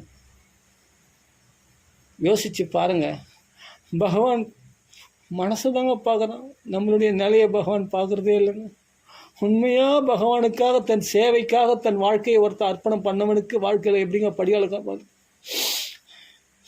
எந்த வேலைக்கு போனாலும் பிடிக்கலைங்க, எந்த வேலைக்கு போனாலும் பிடிக்கல. எல்லாம் பார்த்தா பௌதிகமாக இருக்காங்க, அதனால் வேலைக்கு போகிறதுக்கே பிடிக்கல. எந்த இடத்துல பார்த்தாலும் பௌதிகமான பேச்சுகள், பகவானுடைய கிருஷ்ண சம்பந்தம் இல்லாத அந்த இடத்துல வேலை செய்ய பிடிக்கலங்க, பிடிக்கல. எங்கே போனாலும் பௌதிகம், எங்கே போனாலும் திருட்டு, பொய், கபடம், இவைகள் நிறைந்த வாழ்க்கை. அவைகளால் தான் தன்னுடைய வயிற்று பழப்பு நடத்தணும்னு சொன்னால், அப்படியேப்பட்ட வயிற்று பழப்பே எனக்கு வேணாம், என்னை பகவான் பட்னியாக போட்டு நான் பாகவதத்திலே இறங்கிறேன்னு சொல்லிட்டு தான் துணிஞ்சு வந்ததே இங்கே. வேணாம், அந்த கபடமான தர்மம் வேணாம், பொய், பொருட்டு, கிருஷ்ணனை மறக்கடிக்கக்கூடிய அந்த செயல்களை செய்யக்கூடாததுக்காக தான் வலியுறுத்தி சொல்கிறேன்னா, அது அடியே அது கடைப்பிடிக்கிறதுனால. எனக்கு என்ன பாகவதத்தில் பகவான் படியாக இருந்தால் இருக்கட்டும், இல்லை என் குடும்பமே பட்னியாக இருக்கட்டும், பரவாயில்ல. பகவான் என்ன குறை வச்சான்? நல்லா வச்சுருக்கான் பகவான். அந்த பாகவதத்தில் பகவானுக்காக வாழ்க்கையை தியாகம் பண்ணுறது தப்பு இல்லைங்க, தாராளமாக தியாகம் பண்ணலாங்க. அப்படி அந்த குசேலரானவர் என்ன பண்ணுறாருன்னா, அந்த ஒரு பிடி அவளை பகவானுக்காக தன்னை தியாகம் பண்ணார். தன் வயிற்றுக்கு வாயில் போட்டுக்கல, அவர் பாட்டுக்கு பகவான் தேடி போயிட்டார். அதுபோல் எவன் ஒருத்தர் பகவான் வாழ்க்கைக்காக தன்னுடைய தொழில்களை, தன்னுடைய வியாபாரங்களை, தன்னுடைய வேலைகளை துறந்துட்டு கிருஷ்ணா கிருஷ்ணா கிருஷ்ணான்னு கிருஷ்ண பக்திக்காக தன் வாழ்க்கையை அர்ப்பணம் பண்ணுறாங்களோ அவர்களுக்கு பகவான் என்னையுமே கைவிட்டதாக கிடையாது, சரித்திரமே கிடையாதுங்க. எங்கே போனாலும் போய் புரட்டு கபடு, பௌதிகமான பேச்சுக்கள், பௌதிகமான வாழ்க்கைகள், அவருடைய அசுத்தமான அந்த வாழ்க்கையில் போய் நான் உழறதுக்கு அந்த அந்த அந்த அந்த மலத்தில் உழக்கூடிய புழுக்களை போல் நானும் உழறதுக்கு என்ன விருப்பம் இல்லைங்க. எனக்கு அருமையான சந்தனத்தில் மனத்தை கண்டவனாகிய எனக்கு இந்த பாகவதத்தில் தான் ருச்சிக்குதே தவிர எனக்கு அந்த பௌதிகமான வாழ்க்கையில் ருச்சிக்கலைங்க, பிடிக்கலைங்க. என்னங்க பண்ண முடியும்? கிருஷ்ண பக்தியில் இருக்கிற சுவை எனக்கு அதில் இல்லைங்க. அதனால தான் தூக்கி போட்டு வந்துட்டேன். இந்த பாகவதமே கதி, பாகவதமே அவன் காப்பாற்றினான், கைவிட்டான். அதனால் எனக்கா கெட்ட பேர்? அவனுக்கு தானே கெட்ட பேர். என்னை காப்பாற்றினா அவனுக்கு லாபம், எனக்கா லாபம்? நான் பட்டினி பசியமாக ஈர துணி வயிற்றில் போட்டு நான் படுத்துப்பேன். ஆனால் இன்றைக்கி 4 பேருக்கு உதவி செய்ய மட்டும் தான் பகவான் என்னை வச்சுருக்கானே தவிர எனக்கு ஒரு குறையும் இல்லை. பகவான் அப்படி தான் வச்சுருக்கான். ஆமாம், கஷ்டம்னா யாருக்குன்னா கொடுக்கலாம், உதவி செய்யலாம். ஏன்னா எனக்கு கொடுத்தானே, அப்போ நாம் 4 பேர் கொடுக்கணும் இல்லையா? பகவான் அதை தானே விரும்புவோம். அப்படி தான் பக்தர்களை வச்சுருப்பானே தவிர தூக்கி போட்டு பாருங்கன்னு நான் எல்லாரையும் நான் தூக்கி போட்டு சொல்ல மாட்டேன். ஏன்னா எனக்கு அந்த ரைட்ஸ் கிடையாது. யாருக்கு எப்படி வகுத்து வச்சுருக்கானோ, எப்படி பகவான் படியாளுக்கிறானோ அது அவர்களுடைய வாழ்க்கையை பொறுத்து இருக்குது. அவங்களுடைய சுச்சுவேஷன் பார்த்து தான் அவங்க அதில் ஈடுபடணுமே தவிர எனக்கு விருப்பம் இல்லை. லௌகியத்தில் உழல்வதற்கு, எல்லாரோடும் கபடமாக பழகிறதுக்கு எனக்கு பிடிக்கலை, பொய் சொல்கிறதுக்கு பிடிக்கலை. வேணாம். முடிஞ்ச வரைக்கும் பெரிய உத்தமன்னு நான் சொல்ல வரல, உண்மையே இப்போ சத்தியசந்தன்னு நான் சொல்ல வரல. ஆனாலும் அந்த கபடமான தர்மங்களில் பகடமான வாழ்க்கையில் வாழறதுக்கு எனக்கு, அந்த அசுத்தமான வாழ்க்கையில் வாழறதுக்கு விருப்பம் இல்லை. கிருஷ்ண பக்திக்கு வந்துடணும், பாகவத பாராயணம் பண்ணணும், பகவத் விஷயத்துலேயே உழணும். இதில் மட்டும்தான் அடி எனக்கு திருப்தி. இதில் இருக்கிற சந்தோஷம் வேறு எதுலேயுமே கிடையாது. என்னங்க பணம், பெரிய பணம் பணம் பணம் பணம் பணம்லாம் உன்னை தேடி வருங்க. கிருஷ்ணனை தேடி நீங்கள் வந்துட்டீங்கன்னா லக்ஷ்மி தாங்க விஷ்ணு பாதத்தை பிடிச்சின்னு தொங்கின்னு இருக்கிறான். லக்ஷ்மியுடைய பாதத்தை விஷ்ணு பிடிச்சின்னு தொங்கலுங்க. நாம் விஷ்ணுடைய பாதத்தை பிடிச்சின்னு தொங்கிட்டோம்னா லக்ஷ்மி நம்ம பின்னாடி ஓடிடுவாங்க. அதனால் இதெல்லாம் நம்ம எதுக்கு, அந்த லக்ஷ்மி கூட எதுக்கு, அத்தியாவசிய தேவைக்கு தேவையானது மட்டும் தான் வச்சுக்கணும். மற்றதெல்லாம் யாருக்காவது தானம் பண்ணிடணும், யாருக்காவது கொடுத்துடணும், யாருக்காவது ஹெல்ப் பண்ணலாம், அப்படி பண்ணிடணும். அதை வச்சுக்கூடாது. அதை பார்த்தாவே ஆசைகள் அதிகமாகும். அதனால் என்ன பண்ணணும்னா, ஏதாவது பணம் கிடைச்சி பகவானுக்கு அப்படியே பகவத் பக்தர்களுக்கு கொடுத்துருங்க. அதுதான் பெஸ்ட்டு. நம்ம ஃப்ரீயாக பாகவத், நம்மளுக்கு பெரிய சொத்து இருக்கே, பாகவதம் இருக்கே, இது ஒன்று தான் நம்மளுக்கு பரம சௌக்கியத்தை கொடுக்கக்கூடியது. நம்ம குடும்பத்தை பகவான் பார்த்துப்பாங்க. குடும்பத்தை பகவான் பார்த்துப்பான். துக்காராம் தாசருக்கு பார்த்துல, தியாகராஜ சுவாமிகளை பார்த்துக்கல, ஞானேஸ்வருக்கு பார்த்துல, சோபன தேவருக்கு பார்த்துக்கல, சக்குபாய்க்கு பார்க்கல, முக்தாபாய்க்கு பார்க்கல. கையா விட்டான், செத்தா போயிட்டாங்க. வாழல அவர்கள்லாம். எல்லா மகாத்மாக்களுக்கு, அப்படிப்பட்ட மகாத்மாக்களுக்கெல்லாம் பகவான் படியாளர்களையா? பிரகலாதன் 14 லோகத்து ஆட்சியை விரும்பாமல் கிருஷ்ணனை தானே விரும்பினான். அந்த பிரகலாதனை பகவான் கையா விட்டான் இல்லையா? பலி சக்கரவர்த்தி எல்லா சொத்து சுகத்து எல்லாத்தையும் இழந்துட்டு நிர்கதியாக நிற்கிறானே, தன்னையும் பகவானை அர்ப்பணம் பண்ணிட்டு அவன் வீட்டு வாசலில் பகவான் காவலாக நிற்கலையா? அப்படிப்பட்ட பக்தனை பகவான் கையா விட்டான். ஒரு பொழுதும் கைவிட மாட்டாங்க. முழுசாக நம்புங்க, அரைகுறையாக நம்பாதீங்க. தயவுசெய்து அரைகுறையாக பகவானத்தில் பக்தி பண்ணாதீங்க. முழுசாக அந்நிய சிந்தனையே இல்லாமல் அந்நிய விஷயத்தை நம்பிண்டு இதில் ஒரு காலம் அதில் ஒரு காலம் வைக்காதீங்க. முழுசாக கிருஷ்ணனிடத்தில் சரணாகதி அடைஞ்சுங்க. மாம் ஏகம் சரணம் பிரச்சான்னு சொல்கிறான் இல்லை பகவான். சர்வதர்மான் பரித்தேச்ச, நீ அந்த தர்மத்தில் தூக்கி போடுறா. உன் கடமைகள்னு சொல்லிட்டு நீ அதில் உழலாதரா. அந்த கடமைகள்லாம் கபட தர்மங்களில் போய் உழலாதரா. அதெல்லாம் தூக்கி போட்டுடுறா. சர்வதர்மான் பரித்தேச்ச மாம் ஏகம் சரணம் பிரச்சா, என்னை ஒருத்தனையும் முழுசாக சரணாகதி அடைஞ்சிடுறா. உன்னை எல்லா பாபத்துலையும் ஏதோ ஒரு பாபத்தில்தானே இவ்வளோ துன்பங்களை அனுபவிக்கிறேன். எல்லா பாபத்திலும் நான் உன்னை மோட்சம் அடைய செய்கிறேன். உனக்கு கவலை இல்லாத வாழ்க்கையை நான் காண்பிக்கிறேன் வாடா. மா சுச்சாக, உனக்கு கவலை இல்லாத வாழ்க்கையை நான் காண்பிக்கிறேன் வாடா. அகம்த்வா சர்வபாபியம் மோக்ஷயிஷ்யாமி மா சுச்சாக அப்படின்னு பகவான் சொன்ன வார்த்தை நம்ம வாழ்க்கைக்கு கேரண்டி அவன் ஒருத்தனால் தானே கொடுக்க முடியும். பெற்ற தாய் தந்தையால் கொடுக்க முடியுமா? சகோதரர்களால் கொடுக்க முடியுமா? உறவினர்களால் கொடுக்க முடியுமா? எல்லாமே ஒரு நாள் கை வச்சுட்டுவாங்களே, நம்மளை கை விட்டுருவாங்களே. எழிய அழகாக பேசுவாங்க, நல்லா பதுக்கமாக பேசுவாங்க. பணம்னு வந்தால் எல்லாமே ஒதுக்கிடுவாங்க. கஷ்டம்னு வந்தால் எல்லாமே கஷ்டத்தை பிரித்து வைங்களேன். எல்லாருக்கும் சொந்த பந்தங்கள்னு ஒருத்தர் கூட கிட்ட வர மாட்டாங்க. புரிஞ்சுக்குங்க, வாழ்க்கையை புரிஞ்சுங்க. கிருஷ்ணன் ஒருத்தன் தாங்க நமக்கு ஆத்த பாந்தவகா. இப்படி கஷ்ட காலத்தில் பரிசுத்து இப்படி கஷ்டப்படும் போது தனிமையில் யாருங்க வந்தது கூட? இந்த மகாத்மாக்களும் ஆத்ம பந்துக்களாகிய மகாத்மாக்களும் கிருஷ்ணன் மட்டும்தாங்க வருவான், வேறு யாரும் வரமாட்டாங்க. யாரையும் நம்பாதீங்க, மனசார சொல்கிறேன். கிருஷ்ணனை முழுசாக நம்புங்க. மற்றவங்களெல்லாம் நம்ம நம்பணும், சரி நம்புங்க, பக்தர்களை நம்புங்க, புரியுதுங்களா? அதனால் எதுவுமே நிலையில்லாதது, எதுவுமே நிலையில்லாதது. இந்த உலகத்தில் எவ்வளோ பார்த்தாச்சு, எவ்வளோ கபட தர்மங்கள், எங்கே பார்த்தாலும் பொய் இல்லாமல் இன்றைக்கி எந்த வேலைங்க நடக்குது, எந்த பிஸ்னஸ் நடக்குது, எந்த வேலை நடக்குது சொல்லி பார்க்கலாம். எந்த கபடம் இல்லாமல். அப்படியேப்பட்ட கபடத்தை ஆசிரித்து அதெல்லாம் செய்துட்டு பகவானத்தில் போய் நீ சுத்தமாக இருக்க போய் முன்னாடி நிற்பியா? அவன் முன்னாடி போய் நாம சங்கீர்த்தனம் பண்ணி என்ன ஃபேஷனா சொல்லுங்கள்? ஃபேஷன் ஷோவா இது? பகவான் முன்னாடி போய் டான்ஸ் ஆடிட்டு வந்துடுறது இது ஃபேஷன் ஷோவை காமிக்கிறாங்க இங்கே. இந்த வாரம் பூரா கபடமான அந்த தான். அந்த ஒரு நாள் மட்டும் பகவானத்தில் போய் டான்ஸ் ஆடுறது, பகவானிடத்தில் போய் பாட்டு பாடுறது. என்னடா பகவான் நாம சொல்லி அதை நாம சங்கீர்த்தனம் பண்ணியாச்சு, அவள் தான். என்ன ஒரு வேஷம் போகிறோம் பற்றியா பகவானுக்கு முன்னாடி போய் கபடமாக நடந்துட்டு? யோசிச்சு பாருங்கள், எவ்வளோ பொய்கள் சொல்கிறோம் ஒரு வாரத்தில், ஒரு மாதத்தில் எவ்வளோ கபடமாக நடந்துக்கிறோம், எவ்வளோ பொறாமைகள், எவ்வளோ உள்ளுக்குள்ளே எவ்வளோ தெல்முள்ள ட்ரிக்ஸு. இதெல்லாம் ஆசிரிச்சுருந்தானங்க நம்ம பக்தி பண்ணுறோம். நாம் உண்மையாக முழுசாக மனசார பகவானுக்கு அதான் சொல்ல, காயேன வாச்சா மனசாவி பாதம் நித்தியம் பிரகுர்வந்தே ஷடா ஹடேன்னு. என்ன காயேன வாச்சா மனசேந்திரியவா புத்தியாத்மா பிரகதே ஸ்வபாவாத்து கரோமி எத்தியத் சகலம் பரஸ்மை நாராயணா ஏதி சமர்ப்பயாமி. எல்லாத்தையும் நாராயணனுக்கு அர்ப்பணம் பண்ணுங்க முழுசா.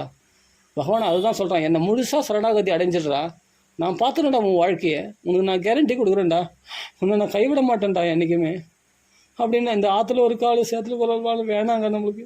இந்த அறக்குறை பக்தியை நமக்கு வேணாங்க. முழுசாக கிருஷ்ணனுக்காக தன்னை அர்ப்பணம் பண்ணிவிடுங்க. உங்கள் வாழ்க்கை செழிப்பாகவே பகவான் பார்த்துப்பாங்க. ஆரம்ப காலகட்டத்தில் பகவான் கொஞ்சம் சோதிப்பான். ஆமாம், கொஞ்சம் நம்ம பக்குவமாக இருக்கிறோமா, உறுதியாக கிருஷ்ண பக்தியில் நம்ம ஸ்திரமாக இருக்குமான்னு கொஞ்சம் நம்மளுக்கு சோதனை வரணும். ஆனால் உடனே நம்ம குறை சொல்ல ஆரம்பிச்சுட்டு கூடாது. பத்தியா எல்லாத்தையும் விட்டு வந்தனே பகவான் என்ன அப்படி கிடையாதுங்க. ஆரம்பத்திலே உங்களுக்கு பார்த்தா நிறைய அதிசயங்கள் நடக்கும். கிருஷ்ணனிடத்தில் நீங்கள் ஒப்படைச்சிட்டு முழுசாக நீங்கள் கிருஷ்ணனிடத்தில் ஈடுபடும் போதே உங்களுக்கு பல அதிசயங்களை பகவான் காண்பிப்பான். எப்படியே வரும் உதவிகள், நமக்கு உதவிகள் இல்லை, பகவானே கிருபை காட்டுவான் நேரடியாகவே பல விதத்தில். அவர்கள் பார்த்தா நம்ம கிருஷ்ணன் நம்மளுக்கு நல்லா தோணும். அந்த ரூபத்தில் வருவான், மனுஷ ரூபம், தெய்வத்து மனுஷ ரூபேன்னு வருவான். எவ்வளோ பேர் கேட்குறாங்க, எப்படி விருத்தி நடக்குது, எப்படி விருத்தி நடக்குது, நீங்கள் பாகவதம் சொல்கிறீங்களே, உங்களுக்கு எப்படி விருத்தி நடக்குது, எப்படி என்ன பண்ணுறீங்க, எப்படி வாழ்க்கை நடத்துறீங்க? நான் பகவான் கிருபை பண்ணுறான்னா நம்ப மாட்டுறாங்க. நம்மகிட்ட நம்ம வழிபட நம்மளுக்கு பகவான் கிருபை பண்ணிருக்கானா இல்லையா, நம்ம சௌக்கியமாக இருக்கிறோமா இல்லையா, அவ்வளோதான். யாருக்காகவும் நம்ம வாழ வேணாங்க, யார் மெச்சிக்கிறதுக்கும் நம்ம வாழ வேண்டிய அவசியமே இல்லைங்க. வேஷம் போட வேணாங்க, உங்களுடைய பக்தி கிருஷ்ணனுக்கு தெரிஞ்சால் போதுங்க, அவ்வளோதாங்க. யாருக்காகவும் வேஷம் போட வேணாம். மனசால் காயத்தினால் முக்கரணங்களால் முழுமையாக கிருஷ்ணனுக்கு முழு மனதோடு ஈடுபடுங்க. சத்தியமாக அந்த பகவான் கைவிட மாட்டான். பரிசுத்து அப்படி தான் வந்து சரணாகதி அடைஞ்சிட்டான் முழுமையாக.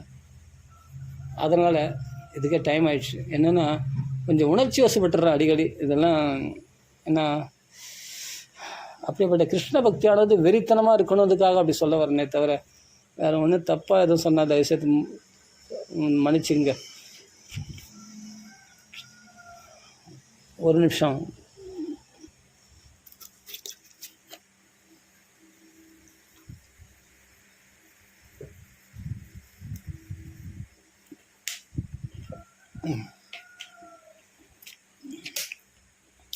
கிருஷ்ணன் தான் எல்லாமே, கிருஷ்ணன் தான் எல்லாமே, கிருஷ்ணன் தான் எல்லாமே நம்ம உண்மையாக தெரியும் இல்லையா, எல்லாருக்கும் தெரியும் இல்லையா. கிருஷ்ணன் தான் பரம்பொருள்னு எல்லாருக்குமே தெரியும். 33 கோடி தேவர்களுக்கே தெரியும் போது நம்ம மனுஷால் நமக்கு தெரியக்கூடாதா? அந்த கிருஷ்ணனை விட வேறு யாருங்க நம்மளுக்கு அவ்வளோ ஆதரவு கொடுப்பாங்க, பாதுகாப்பு கொடுப்பாங்க, கேரண்டி, நம்ம லைஃபுக்கு கேரண்டி யாருங்க கொடுப்பாங்க? யோசிச்சு பாருங்கள். அதெல்லாம் சொன்னதே சொல்கிறேன்னு நினைக்காதீங்க. அப்படியேப்பட்ட குசலரானவர் 4 படி அவளை மனதார கிருஷ்ணனுக்காக அர்ப்பணம் பண்ண போனால் அங்கே பார்த்தா பகவான் எப்படி இருக்கானா, துவாரையில் மாளிகை கூட கோபுரம் அப்படி இருக்குது. பார்த்தா பங்களாவாக கட்டியிருக்கான். இவனுக்கு போய் இந்த கந்த துணியில் வேர்வையினால் ஊறி போன இந்த அவளை கொண்டு போய் நான் என்னம்மா கிருஷ்ணங்களுக்கு கொடுப்பேன் அப்படின்னு சொல்லி நினச்சி பார்க்குறாரு. இது ஏன் கொண்டு வந்தோம்? ஆனால் கிருஷ்ணன் நம்ம சாப்பிடுவானா? நம்ம வந்து குருகுலத்தில் பார்த்த சாந்திபணி முனிவருடைய குருகுலத்தில் பார்த்தா அந்த கிருஷ்ண பரமாத்மாவாக இருப்பானா இப்போது அப்படின்னா? சூழ்நிலை மாறலாங்க, ஆள் மாறக்கூடாதுங்க. ஒரு நிமிஷத்தில் நாளைக்கு பட்டாபிஷேகம் சொன்னால் அந்த பட்டாபிஷேகம் கோலம் மாறிடுச்சு. ஆனால் அன்னைக்கு எந்த ராமச்சந்திரமூர்த்தி முன்னால் வந்து பட்டாபிஷேகம் சொன்னபோது குதூகலமாக இல்லையோ, பிரசன்னமாக இருந்தாரோ, அதே பிரசன்னமாக இப்போ ராஜ்யம் இல்லைன்னு சொல்லும்போதும் பகவான் சக்கரவர்த்தி தியாகராஜனாக எல்லாத்தையும் ராஜ்யத்தை தியாகம் பண்ணிட்டு போகிறதுனால அவனுக்கு தியாகராஜனாகி அந்த ராமச்சந்திரமூர்த்தி குபேரன் போல தான் பணக்காரன் எப்படி சந்தோஷமாக சிரிப்பானோ அது மாதிரி சிரிச்சுதான் ராஜாதிராஜனாக இப்போவும் ராஜா அவர் சந்தோஷத்தில் ராஜாவாக தான் இருக்கிறார் ராமச்சந்திரமூர்த்தி. அந்த சந்திர பிரகாசமாக இருட்டு அதிகமாக சந்திரனுடைய பிரகாசத்துக்கும் அப்போ தான் அதனுடைய மதிப்பு தெரியுமா. அதுபோல் அந்த பிரசன்ன சித்தத்தோடு அந்த கவலைகள் வந்தபோது கூட பகவானுடைய அந்த பிரசன்னமான முகத்தோடு தான் பகவான் வெளியே கிளம்புறானா. சூழ்நிலை மாறலாம், ஆள் மாறக்கூடாது, ஒரே மாதிரி தான் இருக்கணும். எந்த சூழ்நிலைகள்லாம் ஏற்படலாம், ஆனால் மனசு மட்டும் மாறிடக்கூடாது. பணம் வந்துட்டால் ஆஹாவோன்னு குதிக்கிறதும் வேண்டாம், அதே சமயத்தில் ஒன்றும் இல்லாத போகும்போது ஐயோன்னு தோண்டு போகவும் வேண்டாம். எப்பொழுதும் ஒரே மாதிரி பிரசன்ன சித்தத்தோடு இருக்கிறவங்களுக்கு பகவான் என்றைக்குமே கூட துணையாக இருப்பான்.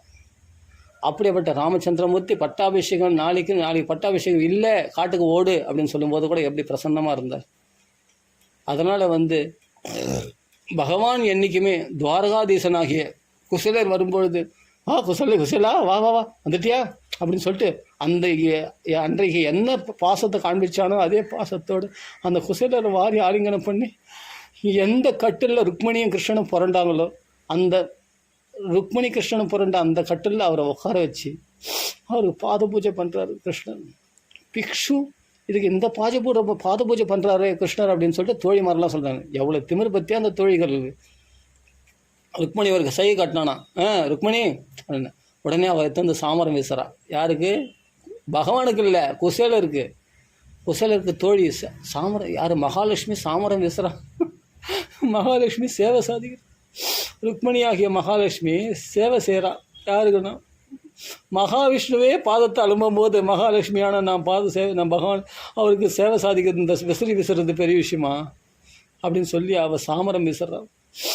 அந்த பாதத்தை தீர்த்தத்தை அலம்பி அதை தலையில் புரோக்ஷணம் பண்ணிக்கிறானாம் பகவான். அந்த பக்தனுடைய பாத தீர்த்தத்தை கிருஷ்ணனானவன் அப்படி அந்த பாதத்தை ஆலிங்கனம் பண்ணி அந்த தண்ணீரால் கண்களை ஒத்திக்கிறானாம் பகவான். அந்த குசேலரை வாரி ஆலிங்கனம் பண்ணிக்கிறான் பகவான். குசேலா சௌக்கியமா குசேலா? நம்ம ரெண்டு பேருமே குருவனுடைய ஆசீர்வாதத்தினால் ஆசீர்வதிக்கப்பட்டவர்கள். நம்ம சௌக்கியத்துக்கு என்னைக்குமா குறைச்சல் இருக்குது.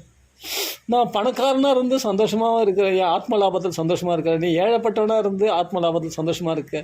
பொருள் இல்லாமல் நீ சந்தோஷமாக இருக்க முடியும், பொருள் இருந்து நான் சந்தோஷமாக இருக்க முடியும். எதனால்னா நான் பொருளில் பட்டுதல் இல்லவன் இல்லையே.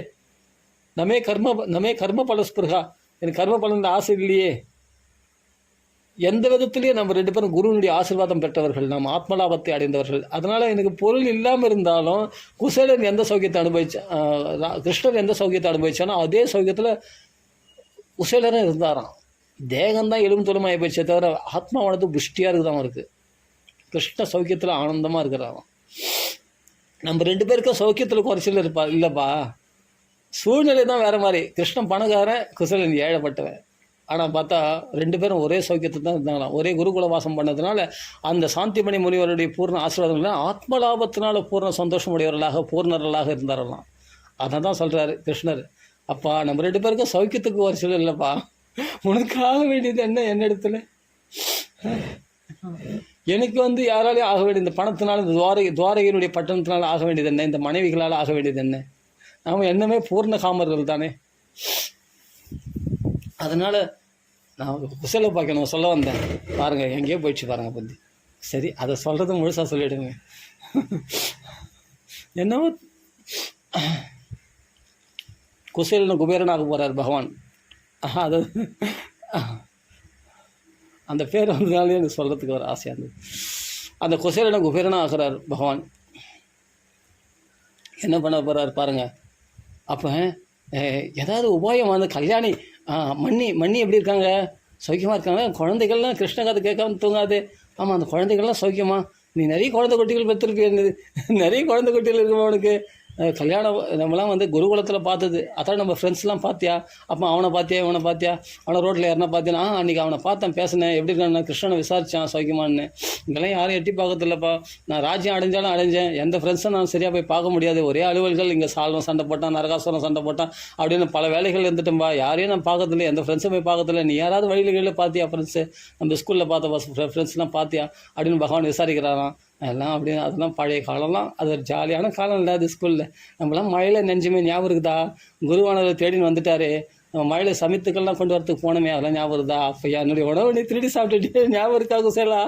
நான் விடமாட்டேன். அதுக்கு பதில் நான் வாங்கி பழி வாங்க, அந்த பதில் நான் உன்னுடைய உணவை நான் சாப்பிடாம விடமாட்டேன் தெரியுமா? நீ பசி எடுத்துன்னு சொல்லிட்டு கிருஷ்ணா நான் சாப்பிட்டுட்டேன் கிருஷ்ணா, ஏழை பிராமணன் சாப்பிட்டு போட்டேன்னு நானும் விட்டுட்டேன் சரிதா. ஆனால் மறுபடியும் நான் அந்த உணவுக்கு பதில் நான் வாங்காமல் போக மாட்டேன் தெரியுமா? நீ என்னுடைய சாப்பாடு நீ சாப்பிட்ட ஞாபகம் இருக்கா குசேலான்னு? ஆமாம் கிருஷ்ணா, அதை ஒன்றும் மறக்காமல் வச்சுருக்கியா? அது இத்தனை பேர் எதில் சொல்லி காட்டணுமா அதை வேற அப்படின்னா? இல்லை, என் டிஃபன் பாக்ஸை காலி பண்ண நீ தானே அப்படின்னு பழைய கதையெல்லாம் பேசுகிறாங்களாம். அந்த மழையில் வந்து குரு வந்து தேடி வந்தாரே நம்மளை. ஆஹா, எனக்காக அந்த மழையில் நினைஞ்சு எனக்கு சமயத்துக்கள் கொண்டு வரீங்களே, நீங்கள் தீர்க்காயுஷோடு நீங்கள் கற்ற கல்வியானது உலக பிரசித்தமாக ஆக வேண்டும் சொன்னேன். அதெல்லாம் தான் நான் சொல்கிறேன், பகவத்கீதை உலக பிரசித்தமாக இருக்குது போகுது. அது சாந்திமணி குருகுலத்தினுடைய ஆசீர்வாதம் தான் போல இருக்குது குசேலா. என்ன ஒரு பாக்கியம் இல்லை நம்மலாம் அப்படின்னு சொல்லி அந்த பழைய கதைகள்லாம் பேசி ஜாலியாக அது என்டர்டெயின்மெண்ட். அந்த கிருஷ்ண கதையில் பழைய கதை, அது ஸ்கூல் லைஃப், அது ஸ்கூல் லைஃபே ஜாலி லைஃப் இல்லையா?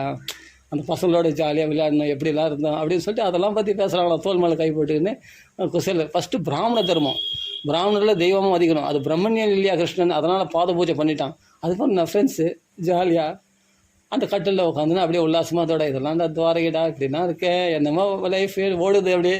நீ எப்படி இருக்கா, மண்ணில் அப்படி இருக்கா, எத்தனை பசங்க உனக்குலாம் ஜாலியாக எப்படி இருக்கா அப்படின்னு அதெல்லாம் எதுவும் சொல்லலை. குசேலர் எதுவும் பேசந்தான் அந்தளவுக்கு வரல பாகவதத்தில். அப்படி இருக்கும்பா, எப்படியோ போகுது, நல்லதாக இருக்கும்பா, சௌக்கியமாக இருக்கணும், மண்ணி சௌக்கியம், பசங்களாம் இப்படி சௌக்கியம்.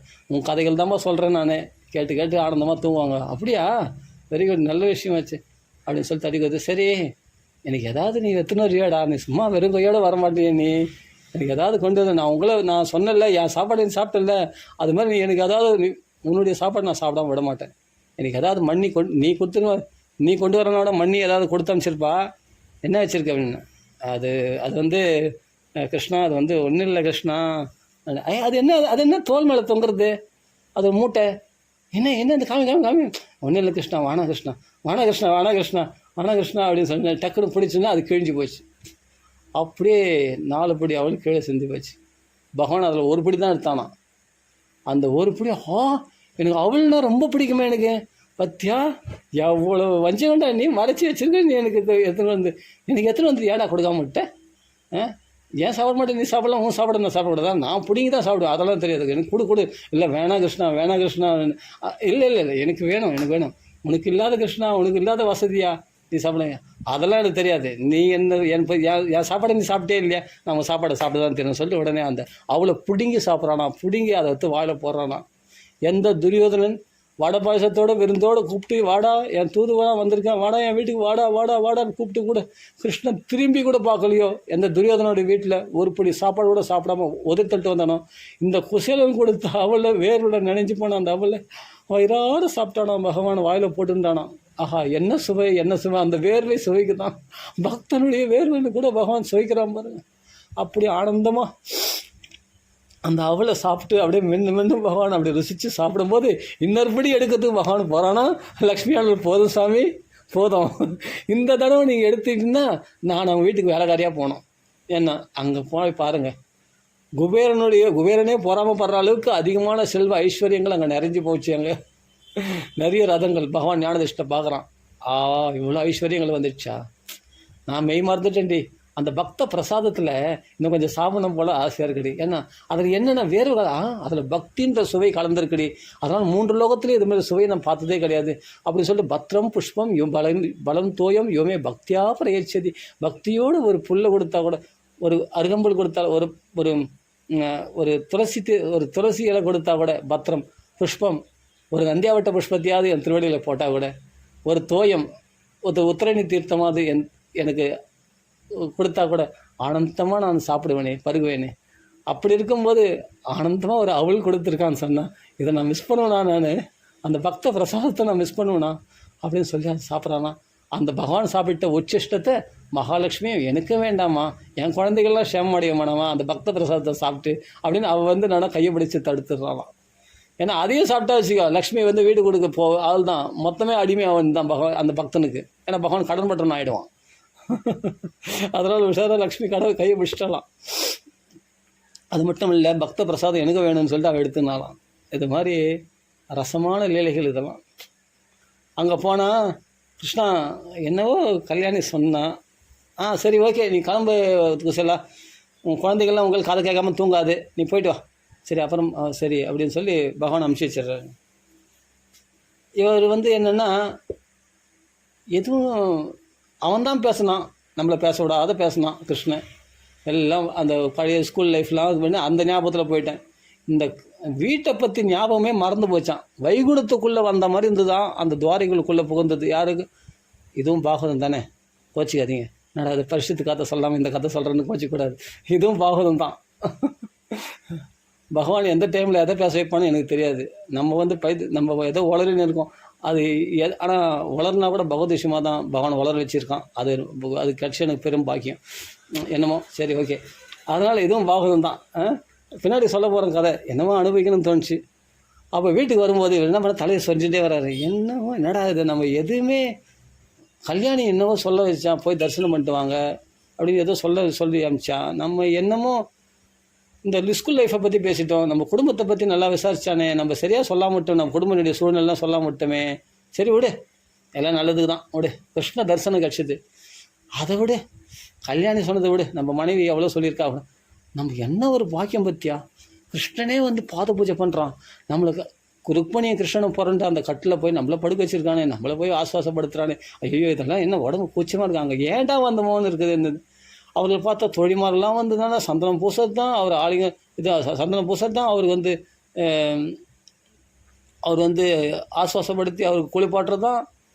இப்படிலாம் அவரை சொகுசாக படுக்க வச்சு நல்லா சாப்பாடு போட்டு வயிறார அந்த பிராமணனுக்கு திருப்தி ஆகிட்டு அவரை படுக்க போட்டு அப்படி பகவான் மயில் விசிறியால் விசிறி விடுறானா, பாத சேவை செய்கிறானா, மடியில் போட்டுட்டு அந்த லக்ஷ்மியான ருக்மணியை வந்து இது போல் சாம்பரெல்லாம் வீசுகிறா. இதெல்லாம் நம்மளுக்கு தகுதியா என்னமோ. அந்த இடத்துல போனோன்னா என் கை காலெல்லாம் மறுத்து போச்சு, ஒன்றுமே புரியல, என்ன நடக்குதுன்னே தெரியல. அவருக்கு ஸ்டன் ஆகிட்டார். நமக்கு இந்த பூஜையா, நான் உஞ்சவருத்தி பிராமணன், எனக்கு என்னடானா ஒரு கால் சொம்பு ரொம்புறதே பெரிய விஷயம். 2 நெல் வரும், 2 தானியங்கள் வரும், அவ்வளோதான். அதை வச்சு நான் வயிற்ற கழிப்பேன். இங்கே இவ்வளோ விருந்து போச்சாரமா.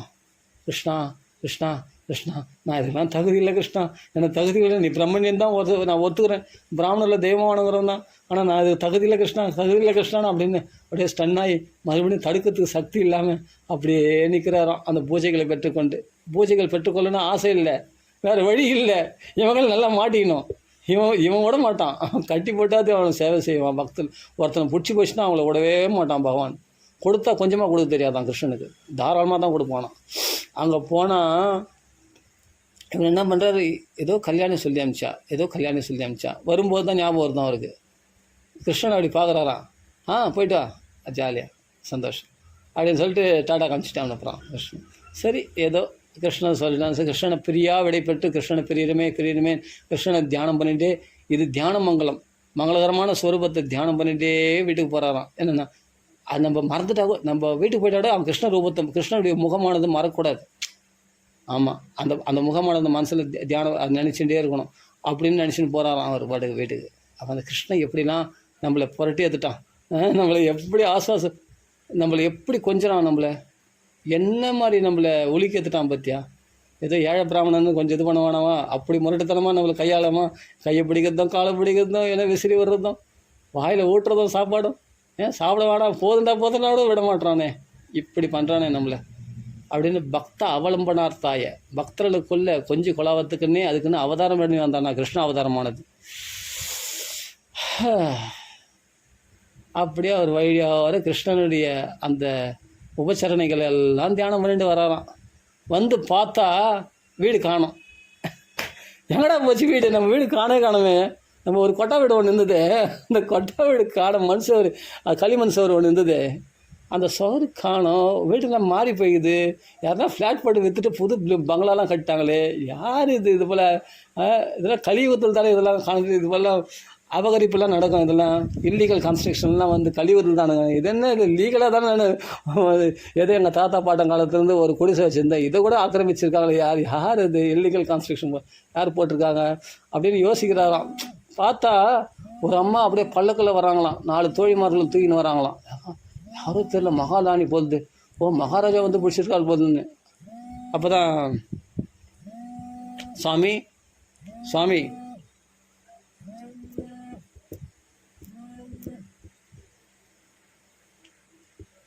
சுவாமி அப்படின்ட்டு அவன் என்ன பண்ண, டக்குன்னு என் நாதன் வந்திருக்காரு அப்படின்னு சொல்லிட்டு அவள் குதிச்சு கல்யாணி உடனே காலில் விடுறான்.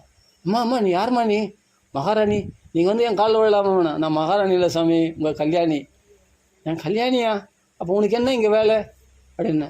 சுவாமி இது பகவானுக்கு கிருஷ்ண பிரசாதம் சாமி, இது மகாவிஷ்ணுடைய பிரசாதம். நம்மளுக்கு டக்குன்னு எல்லாமே மாறிடுச்சு.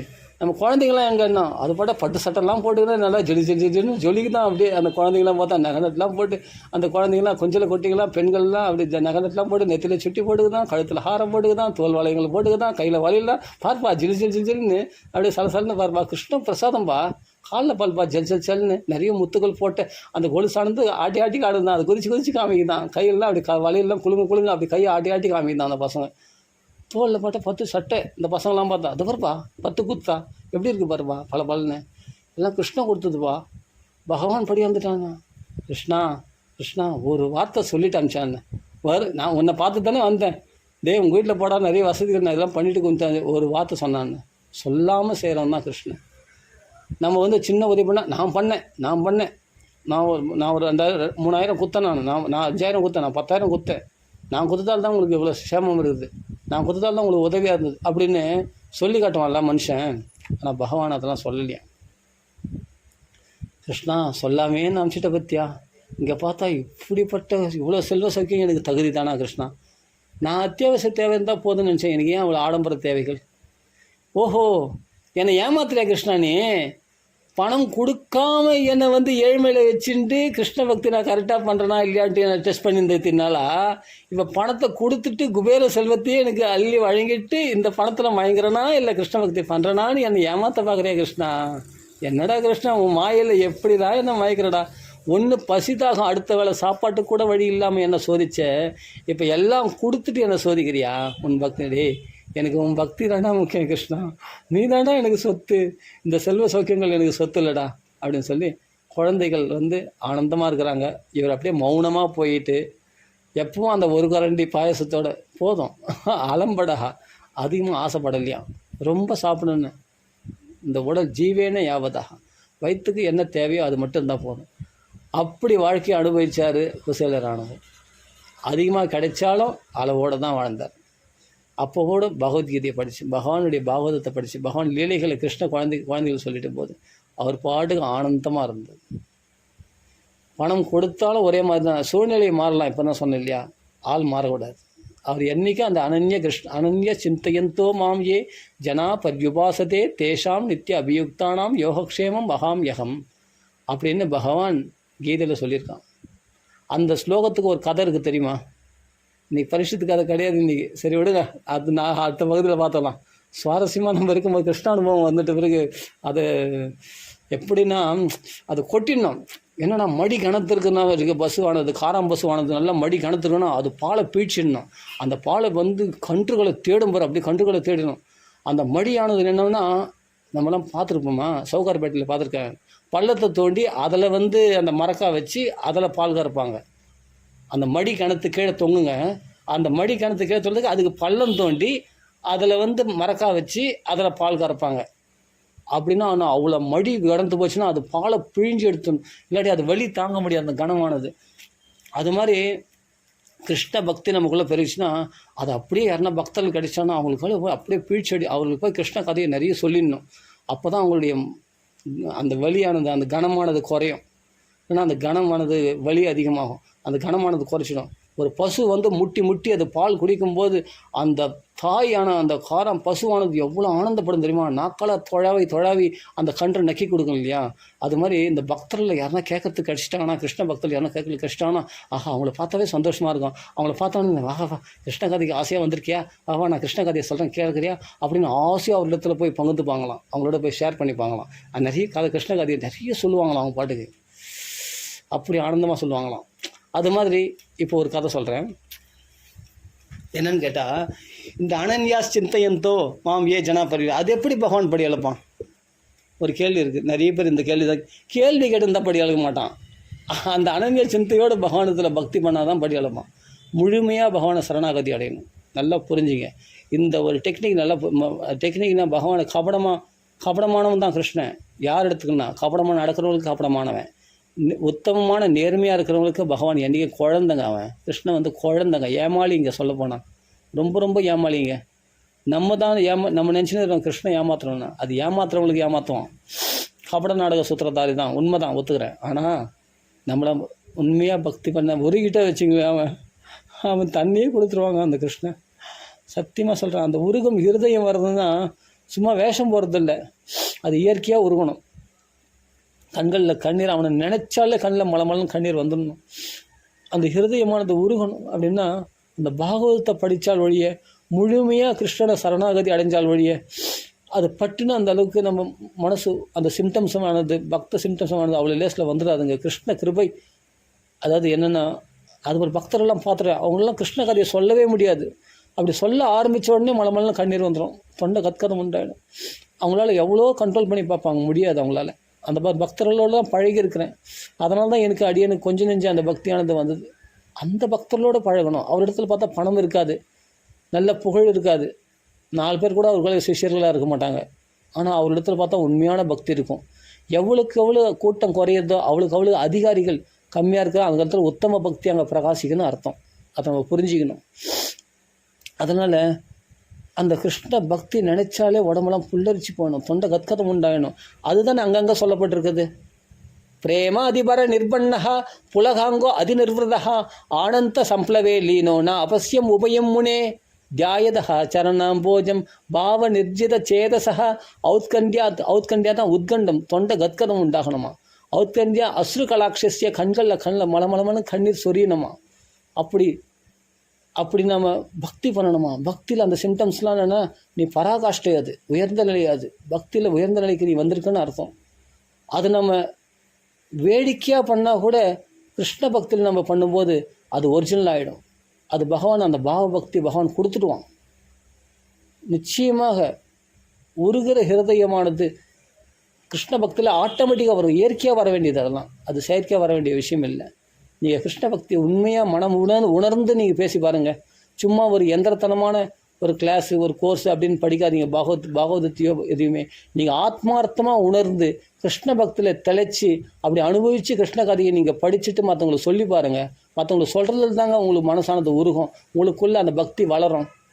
நீங்கள் வந்து உங்களுக்குள்ளே குடத்தில் இடப்பட்ட விளக்கு மாதிரி மறைச்சிருந்தா நம்ம அனுபவம் ஏற்படாது. நல்லா புரிஞ்சுங்க. சரி, நான் கதைக்கு வந்துடுறேன். என்ன விஷயம்னா, இந்த அனன்யாஸ்சிந்தயந்தோ மாம் ஏ ஜனா பர்யுபாசத்தே தேஷாம் நித்திய அபியுக்தானம் யோகக்ஷேம் வகாமியம். இந்த ஸ்லோகத்துக்கு ஒரு கதை இருக்குது. அது என்ன கதைன்னா, இந்த ஸ்லோகத்தை வந்து தினமும் படிக்கிறது ஒரு பிராமணனுடைய வழக்கம். ஏன்னா அது எப்படி அனன்ய சிந்தையோடு பகவானுக்கு வழிபட்டால் யோகக்ஷேமத்தை அவன் வகுப்பானா, அவன் பார்த்துப்பானா, வகாமியகம் அவன் வகிப்பானா. அந்த பக்தருடைய வாழ்க்கையில் தேவையான யோகம்னா தேவைகளை கொடுக்கறது, க்ஷேமம்னா தேவைகளை கொடுத்தது மட்டும் இல்லாமல் அதை பாதுகாக்கிறது. அது பகவான் பொறுப்பு எடுத்துக்கிறான், அந்த பொறுப்பை அந்த பக்தருடைய வாழ்க்கையில். இந்த ஸ்லோகத்துக்கு அர்த்தம் வந்து இவருக்கு என்ன ஒரு நெருடலாக இருந்தது. அதில் என்ன பண்ணிட்டாருன்னா, வகாமி அகம், வகாமி நான் வகிக்கிறேன், அகம் நான், அகம்னா நான் வகிக்கிறேன், அவருடைய யோகக்ஷேமத்தை நான் பார்த்துக்கிறேன் அப்படின்னு அதை மட்டும் அடிச்சுட்டாரான். அதை அவன் பார்த்துக்க மாட்டான், எல்லாமே கஷ்டப்பட்டால் தான் கிடைக்கும். சும்மா வந்து கிருஷ்ணன் வந்து பார்த்துப்பானா யோகக்ஷேமத்தை? அது என்னவோ யாரோ ரிஷிகள் ஏதோ பிற்காலத்தில் வந்தவங்க ஏதோ மாற்றி எழுதிட்டு இருக்கிறாங்க. வகாம் யகம், நான் பார்த்துக்கிறேன் யோகக்ஷேமத்தை அப்படின்னு பகவான் கேரண்டி கொடுக்குறான். அந்த ஸ்லோகத்துக்கு அர்த்தம் அதுதான். ஆனால் வந்து இவர் என்ன பண்ணுறாரு, நம்ம வந்து சாஸ்திரத்தை மாற்றக்கூடாது. நல்லா புரியுது. தஸ்மாத் சாஸ்திரம் பிரமாணம் காரிய வியவஸ்திதம். செய்யத்தக்கது செய்யத்தக்காது சாஸ்திரம் தான் பிரமாணம். அந்த சாஸ்திரத்தை மாற்றத்துக்கு நம்மளுக்கு எந்த ரைட்ஸும் கிடையாது. இதில் ஒரு பிராமணர், இவர் உஞ்சவிருத்தி பிராமணர், தினமும் பகவத்கீதையை படிக்கிறவர். இது கலியுகத்தில் நடந்த விஷயம். நல்லா புரிஞ்சுங்க இந்த கதையை. அப்போ இவர் என்ன பண்ணுறார், வகாம் யகம், நான் வந்து அவங்களுக்கு தேவையானதை நான் வழங்குறேன் அப்படின்னும் போது, இது எப்படி பகவான் நேரில் வந்து வழங்குவானா, இல்லை யார் மூலமாக தான் வழங்குவானா, இதை இது என்ன, இது யாரோ இடைச்செருகளா இந்த வார்த்தை அப்படின்னு சொல்லி என்ன பண்ணாராம், ஒரு மார்க் அதை அப்படியே அடிச்சிட்டாராம் அந்த வார்த்தையை மட்டும். அப்போ அந்த வார்த்தையை மட்டும் அடிச்சுட்டு படிக்கிறார் ஒரு ஸ்லோகத்தை. வேறு ஏதோ வார்த்தை கூட மாற்றி போட்டு அங்கே படிக்கிறார் இவர். யார், இந்த பிராமணர். இவர் என்ன பண்ணுறார், பிராமணராச்சே, உஞ்சவர்த்தி பிராமணராச்சே. உஞ்சவர்த்தி பிராமணர் என்ன பண்ணுவாங்கன்னா, பிட்சாந்தேகின்னு சாப்பாடு போடுங்கன்னு கேட்க மாட்டாங்க. கோவிந்த பிட்சை தான். கோவிந்தா கோவிந்தா கிருஷ்ணா ராமா கோவிந்தா ராம கிருஷ்ணா கோவிந்தா அப்படின்னு பகவான் நாமத்தை பாடிண்டே தான் இவங்கெல்லாம் பார்த்து பிக்ஷை எடுப்பாங்க. அவங்களாம் வைஷ்ணவர்கள் இல்லையா. அப்படி பிக்ஷை எடுத்துன்னு போகும்போது இவர் என்ன பண்ணார், உஞ்சவர்த்தி ஏதோ 1/4 சொம்பு 1/2 சொம்பு ரொம்பம் அவ்வளோதான் அவருக்கு. அதை வச்சு அவர் வயிற்ற கழுவிப்பார். மாமி வீட்டில் வந்து ஏதோ கொஞ்சம் அதை வச்சு 2 பேரும் பகிர்ந்து சாப்பிடுவாங்க. ஒரு கஞ்சி வச்சு சாப்பிடுவாங்க, அவ்வளோதான். அப்படிப்பட்ட உஞ்சவர்த்தி பிராமணன் அந்த காலத்துலலாம் அவ்வளோதான்.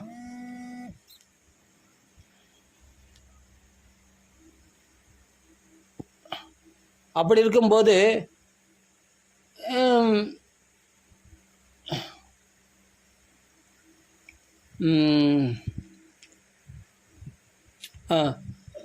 அந்த உஞ்சவர்த்தி பிராமணர் வந்து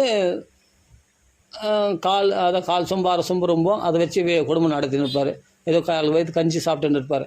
அப்படி இருக்கும்போது என்ன ஆச்சுன்னா, வந்து மறுபடியும் பகவத்கீதை படித்து பார்த்தா அந்த அடித்தப்பட்ட இது வந்து இல்லை, தன் அடித்த மார்க்கு கிடையாது. அது மறுபடியும் பழையபடியே இருக்குது. நம்ம மறந்துட்டோமா சரியாக அடிக்கிறதுக்கு, சரி இன்றைக்கி நம்ம அடிச்சிடணும்னு சொல்லிட்டு மறுபடியும் ஒரு மார்க்கு கிழிச்சிட்டார். அந்த வார்த்தை வகாம் யகம் அப்படின்ற வார்த்தையை அடிச்சிட்டு மறுபடியும் நம்ம பிக்ஷைக்கு போகிறார். அப்போ அதே 1/4 சொம்பு 1/2 சொம்பு தான் ரொம்பது, அவள் தான். அதை வச்சுட்டு குடும்பம் நடத்துகிறார். ஏன்னா அப்படிலாம் நடக்காது அப்படின்னு அந்த பிராமணர். சாஸ்திரத்தை மாற்றத்துக்கு நம்ம யாரோ வந்து பிற்காலத்தில் வந்து அப்போல இடைச்செருகல் பண்ணியிருக்காங்க அப்படின்னு சொல்லி ஒரு பாடு பிக்ஷை எடுத்த மாதிரி இப்படி நடந்துருக்கா. ஒவ்வொரு நாளும் வந்து பார்க்கும்போது பார்த்தா அந்த மார்க்கு காணும், மறைஞ்சு போகுது. அப்போ தான் பார்த்து இது ஏதோ விஷயம், என்ன இது ஏன் மறைஞ்சு போகுது, நம்ம தான் அடித்தோமே அப்படின்னு இவருக்கு ஞாபகம் வருது. சரி கிருஷ்ணா, இது உண்மையா கிருஷ்ணா, வகாம் யகம், நீ வந்து அந்த பக்தனுடைய வாழ்க்கையில் யோகக்ஷேமத்தை வகிக்கிறியா கிருஷ்ணா? அப்போ என் வாழ்க்கை மட்டும் பிச்சைக்கார, நான் ஏன் கிருஷ்ணா இன்னும் பிக்ஷுவாகவே இருக்கிறேன், என் வாழ்க்கையில் நீ அப்போ படியெழுப்பியா கிருஷ்ணா? உன் பகவத்கீதையை நான் இந்த ஒரு ஸ்லோகத்தை நான் தினமும் மந்திரமாக உச்சரிக்கிறேன். அனன்யாஸ் சிந்தையந்தோ 360 ஸ்லோகமா, 360 ஸ்லோகம் நினைக்கிறேன். நடுமையமாக வரும். 740 ஸ்லோகத்தில் நடுமையமாக வரக்கூடிய ஸ்லோகம் இது. நீங்கள் வேணால் எண்ணி பாருங்கள் ஸ்லோகத்தை, நடுவில் வரும் அது பார்த்தா. அப்படிப்பட்ட அனன்யாஸ் சிந்தையந்தோ 9வது அத்தியாயம் 9வது யோகத்தில் ராஜவித்யா ராஜகுஹ்ய யோகத்தில் வரக்கூடிய ஸ்லோகம் இது. நடுமையமாக வரக்கூடிய ஸ்லோகம் இது. இதுதான் வந்து திலகம் போல் அப்படின்னு சொல்லுவாங்க. ரொம்ப முக்கியமான ஸ்லோகம் இது. பக்தர்கள் விஷ்ணு சஹஸ்ரநாமத்தில் கூட லாஸ்ட்டில் வரும் இந்த ஸ்லோகம். அனன்யாஸ் சிந்தையந்தோ மாம் ஏ ஜனா. இது மனப்பாடம் பண்ண வேண்டிய, எனக்கு வந்து ஒரு கண்ணன்மணின்னு ஒரு பெரிய மகாத்மா வாக்கால் உபதேசம் வாங்கின ஸ்லோகம் இந்த ஸ்லோகம். இந்த ஸ்லோகத்தை நான் உறுதியாக பிடிச்சினாலும் இன்றைக்கி எனக்கு பகவான் படி அளக்குறான். அது சத்தியமாக நடக்குது. இந்த ஸ்லோகம் வந்து ஒரு மகாத்மா வாக்கில் உபதேசமாக வாங்கினேன். இந்த ஸ்லோகத்தை மாத்திரம் அனன்யாஸ் சிந்தை, இது ஒன்று போதுண்டா அவங்க வாழ்க்கையை காப்பாற்றுறதுக்கு அப்படின்னு சொல்லிட்டு அந்த கண்ணன்மணி என்ற பெரிய மகாத்மா மகா யோகீஸ்வரர், அவர் மகா யோகி, அவர் அஷ்டாங்க யோக பயிற்சி பண்ணவர். அவர் இந்த ஸ்லோகத்தை எனக்கு உபதேசமாக கொடுத்தார். அனன்யாஸ் சிந்தையந்தோ மாம் ஏ ஜனா பத்யுபாசதே தேஷாம் நித்திய அபியுக்தானாம் யோகக்ஷேமம் வகாம் யகம். நான் பப்ளிக்காக சொல்கிறதுக்கு காரணம்னா எல்லாரும் இந்த க்ஷேமம் அடையிட்டு இந்த ஸ்லோகத்தை சொல்லி அப்படின்னு நிறைய ஆவர்த்தி பண்ணுங்க. இந்த ஸ்லோகம் அவ்வளோ விசேஷமான ஸ்லோகம் இது. அப்படி இருக்கும்போது கிருஷ்ணா, என் யோகக்ஷேமத்தை நீ பார்த்துப்பியா கிருஷ்ணா, நிச்சயமாக பார்த்துப்பியா கிருஷ்ணா அப்படின்னு சொல்லி நான் பண்ணுறாரு. ஒரு கண்ணீர் விட்டு கொண்டு அந்த கிருஷ்ணத்தில் பிரார்த்தனை பண்ணி அன்றைக்கி போகிறார்.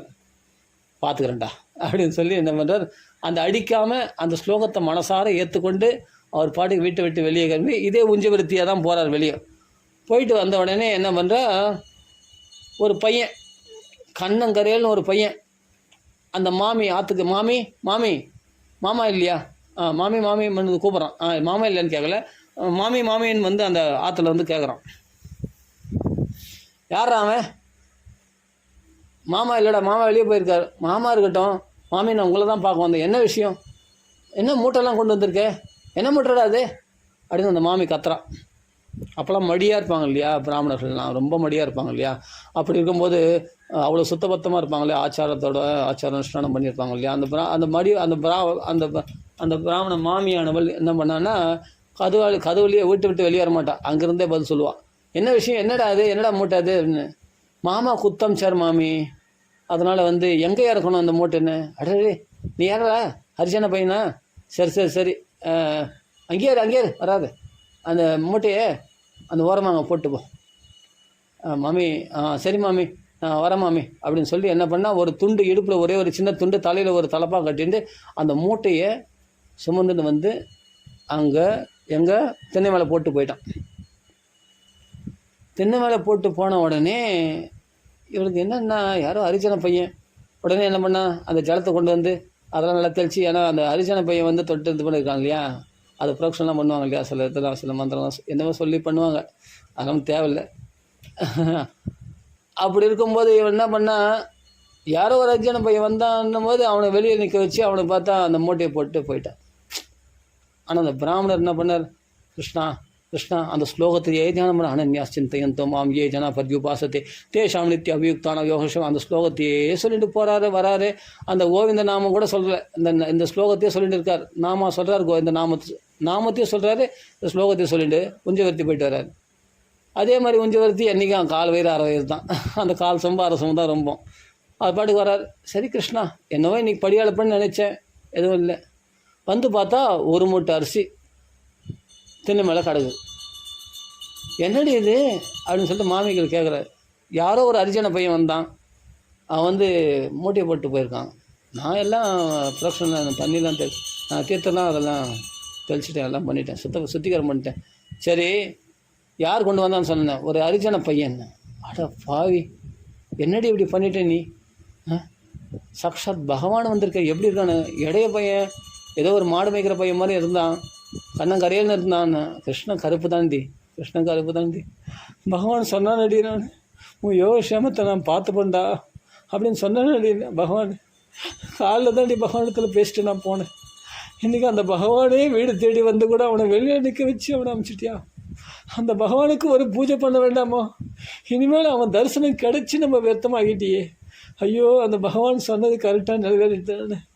ஒரு மூட்டை அரிசி இது வந்து நம்ம ஒரு மாதத்துக்கு போதும், 2 மாதத்துக்கு போதும், நம்ம 2 பேர் தானே அப்படின்னு அந்த மூட்டையில் பார்த்தா அந்த அரிசியானவள் எடுக்க குறையிலையா, அது பாட்டுக்கு வந்துகிட்டே இருக்கு. ஆச்சரியப்பட்டு போயிட்டாராம் அந்த பிராமணர். குறைய மாட்டேன்தான் அந்த அரிசி, எடுக்க அந்த இடத்துல மறுபடியும் ஃபுல்லாகிடுதான், எடுக்கிறாராம் ஃபுல்லாகிடும். போல யோகக்ஷேமம் வகாமியகம், அது தேவையான பாதுகாப்பு இல்லை, அது குறையாதபடி நான் பாதுகாக்கிறேன், க்ஷேமத்தையும் பண்ணுறேன் அப்படின்னாங்க. அதுதான் ஆச்சரியமாக அந்த மூட்டையானது எடுக்க குறையாமல் அது பாட்டுக்கு அரிசி கொடுத்துட்டே இருக்குது. பார்த்தா ஆச்சரியம், கிருஷ்ணா கிருஷ்ணா நான் தப்பு பண்ணிட்டேன் கிருஷ்ணா, உன் ஸ்லோகங்கள் பகவத்கீதையினுடைய ஒவ்வொரு ஸ்லோகங்களும் பெரிய பெரிய மகத்துவம் வாய்ந்தது மந்திரங்கள் என்று நான் தெரிந்து கொண்டேன் கிருஷ்ணா அப்படின்னு கண்ணீர் விட்டு கொண்டு அதுக்கப்புறமா என்ன பண்ணுறாரா, அந்த எடுக்க குறையல இல்லையா, அந்த அரிசியை போய் நிறைய தானம் பண்ணுறாராம். தானம் பண்ண உடனே மறுபடியும் பார்த்தா மூட்டையாக வந்து இறங்குது. யார் இது வந்து போடுறானே தெரில. ஏன்னா அதுதான் டெக்னிக். நாம் ஒன்று தெரிஞ்சுங்க, நீங்கள் கொடுத்தா குறையாது, நல்லா புரிஞ்சுக்க, கொடுத்தா அதிகரிக்கும். இந்த டெக்னிக் யாருன்னா தெரிஞ்சுக்கினீங்கன்னா, நீங்கள் உங்கள் கையில் 10 ரூபா இருக்குது, அந்த 10 ரூபா அப்படியே டக்குன்னு கொடுத்துருங்க. யோசிக்காதீங்க 5 ரூபா கொடுக்கலாமான்னு யோசிக்காதீங்க. இந்த கையில் இந்த கையில் வடது கையில் கொடுப்பது இடது கை அறியக்கூடாது. தெரிஞ்சிச்சு அது 10 ரூபா கொடுக்குறோமே, 10 ரூபா கொடுக்கணுமா அப்படின்னு தோணும். கொடுங்க, தாராளமாக கொடுங்க. 5000 இருந்தால் கொடுத்துருங்க, 10,000 அதை கொடுத்துருங்க. அது யோசிக்காதீங்க, இவ்வளோ கொடுத்துருமே யோசிங்க. நல்ல விஷயத்துக்கு பாகவதர்களுக்கு கொடுங்க, வைஷ்ணவர்களுக்கு கொடுங்க, ஒரு பொழுதும் வீண் போகாது. உங்கள் வயிற்றை காயப்பட மாட்டான் பகவான், பட்டினி பசியமாக வைக்க மாட்டான், நம்மளுக்கு பூர்ணமாக அனுகிரகம் பண்ணிவிடுவான். அப்போ என்ன பண்ண அந்த பிராமணர் இந்த ஒரு மூட்டையில் வந்து இந்த ஒரு மூட்டையில் இருக்கிற அரிசி மொத்தம் வரவங்களுக்கெல்லாம் தானம் பண்ண ஆரம்பிச்சிட்டார். தானம் பண்ண மூட்டை மூட்டையாக வந்து நிறைய மூட்டை வந்து கிருஷ்ணன் வந்து குத்துறான்.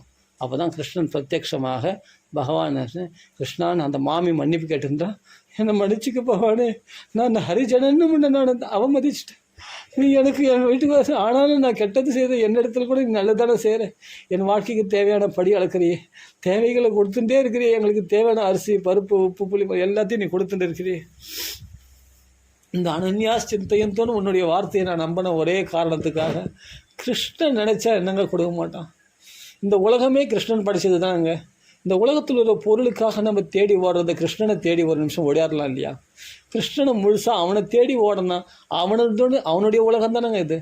அந்த உலகத்துலேருந்து எதை எடுத்து பகவான் கொடுக்க மாட்டான் சொல்லு பார்க்கலாம். எதை கேட்டாலும் அள்ளி கொடுக்கக்கூடிய பகவான் கற்பவருஷமாக இருக்க, சிந்தாமணியாக இருக்க, நம்ம சிந்திக்கிறதுக்கு நம்ம சிந்தனைக்கு எட்டக்கூடிய சிறந்த மணியாக அவன் இருக்கும் பொழுது, அந்த மணிவண்ணனாக கிருஷ்ணன் இருக்கும் பொழுது அவனை நினச்சா நம்ம சிந்தாமணிலாம் என்னங்க, சிந்திச்சதை கொடுக்கக்கூடியது சிந்தாமணி. கிருஷ்ணனோட ஒரு சிந்தாமணி கிடைக்குமா? அவன் நினச்சதெல்லாம் நம்ம ஆசைகளை நிறைவேற்றக்கூடியவனாச்சே கிருஷ்ணன். அந்த சிந்தாமணி உன் சிந்தனையில் வச்சுக்கோங்க. அதை விட சிறந்த சிந்தாமணி எதுவுமே கிடையாதுங்க. உன் சிந்தையில் அந்த கிருஷ்ணன் என்ற சிந்தாமணி மணிவண்ணனை நீங்கள் வச்சுட்டிங்கன்னா அவன் கேட்டதெல்லாம் கொடுக்குவாங்க. அவனை விட சிறந்த கற்ப விருட்சம், ஆசிரித விருட்சம், அந்த விருட்சத்தின் அடியில் தான் நம்ம நிழல் வெயிலுடைய தாபத்தை தணிக்க முடியும். அப்படியேப்பட்ட குளிர்ச்சியான நிழலை கொடுக்கக்கூடிய அந்த கிருஷ்ணன்ற விருட்சம் கற்ப விருட்சம் தாங்க. அவனை போய் சரணாகதி அடைஞ்சிடுங்க. உங்களுக்கு எல்லா தேவைகளையும் பூர்த்தி பண்ணக்கூடியவன். முழுசாக சரணாகதி அடையுங்க. அவனுடைய கிருபையை வேண்டுங்க, பிரார்த்தனை பண்ணுங்கள். எதுக்கோ அழறோம். அற்ப விஷயங்களுக்கெல்லாம் ஐயோ பணம் பறிபோச்சே அப்படின்னு அழகிறோம், சொந்த பந்தங்கள் பறிபோச்சே அப்படின்னு அழகிறோம், ஏதாவது ஒரு நஷ்டமாயிடுச்சுன்னா அழகிறோம், அடிபட்டால் அழகிறோம், கவலை வந்தால் அழகிறோம். எதுக்காக அந்த கிருஷ்ணனுக்காக ஒரு நாள் அழுங்களேன். கிருஷ்ணனுக்காக கிருஷ்ண கதைகளை நினச்சி அழுங்களேன். அவனை நினச்சி உருகுங்களேன். அவன் நெஞ்சார அவனுடைய கதைகளை பருகுங்களேன். காதார அவனுடைய நெஞ்சில் அவனுடைய கதைகளை நினச்சி உருகுங்களேன். காதார அவனுடைய கதைகளை சிரவண புடேஷு சம்பிரதம், அந்த காது நிறைய காதுவென்ற தொன்னைகளில் கிருஷ்ணனுடைய கதைகளை நிரப்பிக் கொள்ளுங்களேன். உங்களுக்கு கிருஷ்ணனுடைய கிருபையை பெற்றுக்கொள்ளுங்களேன். தெய்வ அனுகூலமாக இருந்துச்சுன்னா உலகத்தில் உங்களுக்கு எதுக்கு அசாத்தியம்? கிம் அப்படி அசாத்தியம்? எது உங்களுக்கு அசாத்தியம் சொல்ல பார்க்கலாம். கிம் துராபாதனம்? எது உங்களுக்கு கிடைக்காதது? அதனால் அந்த பகவான் அனுகூலமாக ஆயிட்டான்னா இந்த உலகத்தில் கிடைக்காத விஷயமே கிடையாது. நாம் ஒரு கண்டிஷன் லைஃப்பில் பகவானத்தில் நம்பிக்கை இல்லாமல் அறகுறை நம்பிக்கை வச்சுட்டு நம்ம கிருஷ்ணங்களுக்கு கிடைக்கலன்னா கிடைக்காதுங்க. கண்டிப்பாக கிடைக்காது. ஆமாம், பகவான் இடத்துல முழுசாக இது பண்ணால் நீங்கள் கேட்க வேணாங்க, உங்களை தேடி வந்து கிடைக்குங்க. நிச்சயமாக நீங்கள் கேட்கவே வேண்டாம். உங்களுக்கு என்ன பண்ணணும்னு பகவானுக்கு தெரியும். புரியுதுங்களா? அவன் ஆராய்ந்து அருளேலோர் எம்பாவாய். அவனுக்கு ஆராய்ந்து உனக்கு என்ன தேவை, கண்டிப்பாக அதெல்லாம் உனக்கு தேவைன்னா உன் ஆசைக்கு மீறி நீ ஆசைப்படுறது கொஞ்சமாக இருக்கும், அவன் செய்கிறது அதிகமாக இருக்கும். எக்கச்சக்கமாக கொடுத்துருவான். கொடுத்தா கொஞ்சமாக கொடுக்க மாட்டான். குசையில் கொடுத்தான் இல்லையா, அது மாதிரி அதிகமாக உனக்கு போதும்னு அப்படியே சலிச்சிடும். அந்தளவுக்கு கொடுப்பான் பகவான். அவன் கிருபாளுங்க, தீனவத்சலங்க, கருணாமூர்த்திங்க, அவன் கருணை கடலுங்க. நல்லா புரிஞ்சுங்க, கிருஷ்ணனை புரிஞ்சுங்க. கிருஷ்ணனுடைய நாமத்தை ராமநாமத்தை சொல்லுங்கள். ராமநாமத்தில் சர்வநாமங்களும் ஐக்கியமானது. பலராமன்னான்னு பேரை சொல்கிறதுக்குன்னே தான் ராமனாக இருந்தால் தன்னுடைய பேரை சொல்லிக்க முடியாதுன்னு சொல்லி தான் ராமாவதாரத்தில் இருக்கிற பகவான் கிருஷ்ணாவதாரத்துக்கு டிரான்ஸ்ஃபர் ஆனான். என்னென்னா இவரை முன்னாடி தூக்கி போட்டான், லக்ஷ்மணரை மேலே தூக்கி போட்டான். அப்போ ராமநாம பேர் சொல்லலாம் இல்லையா?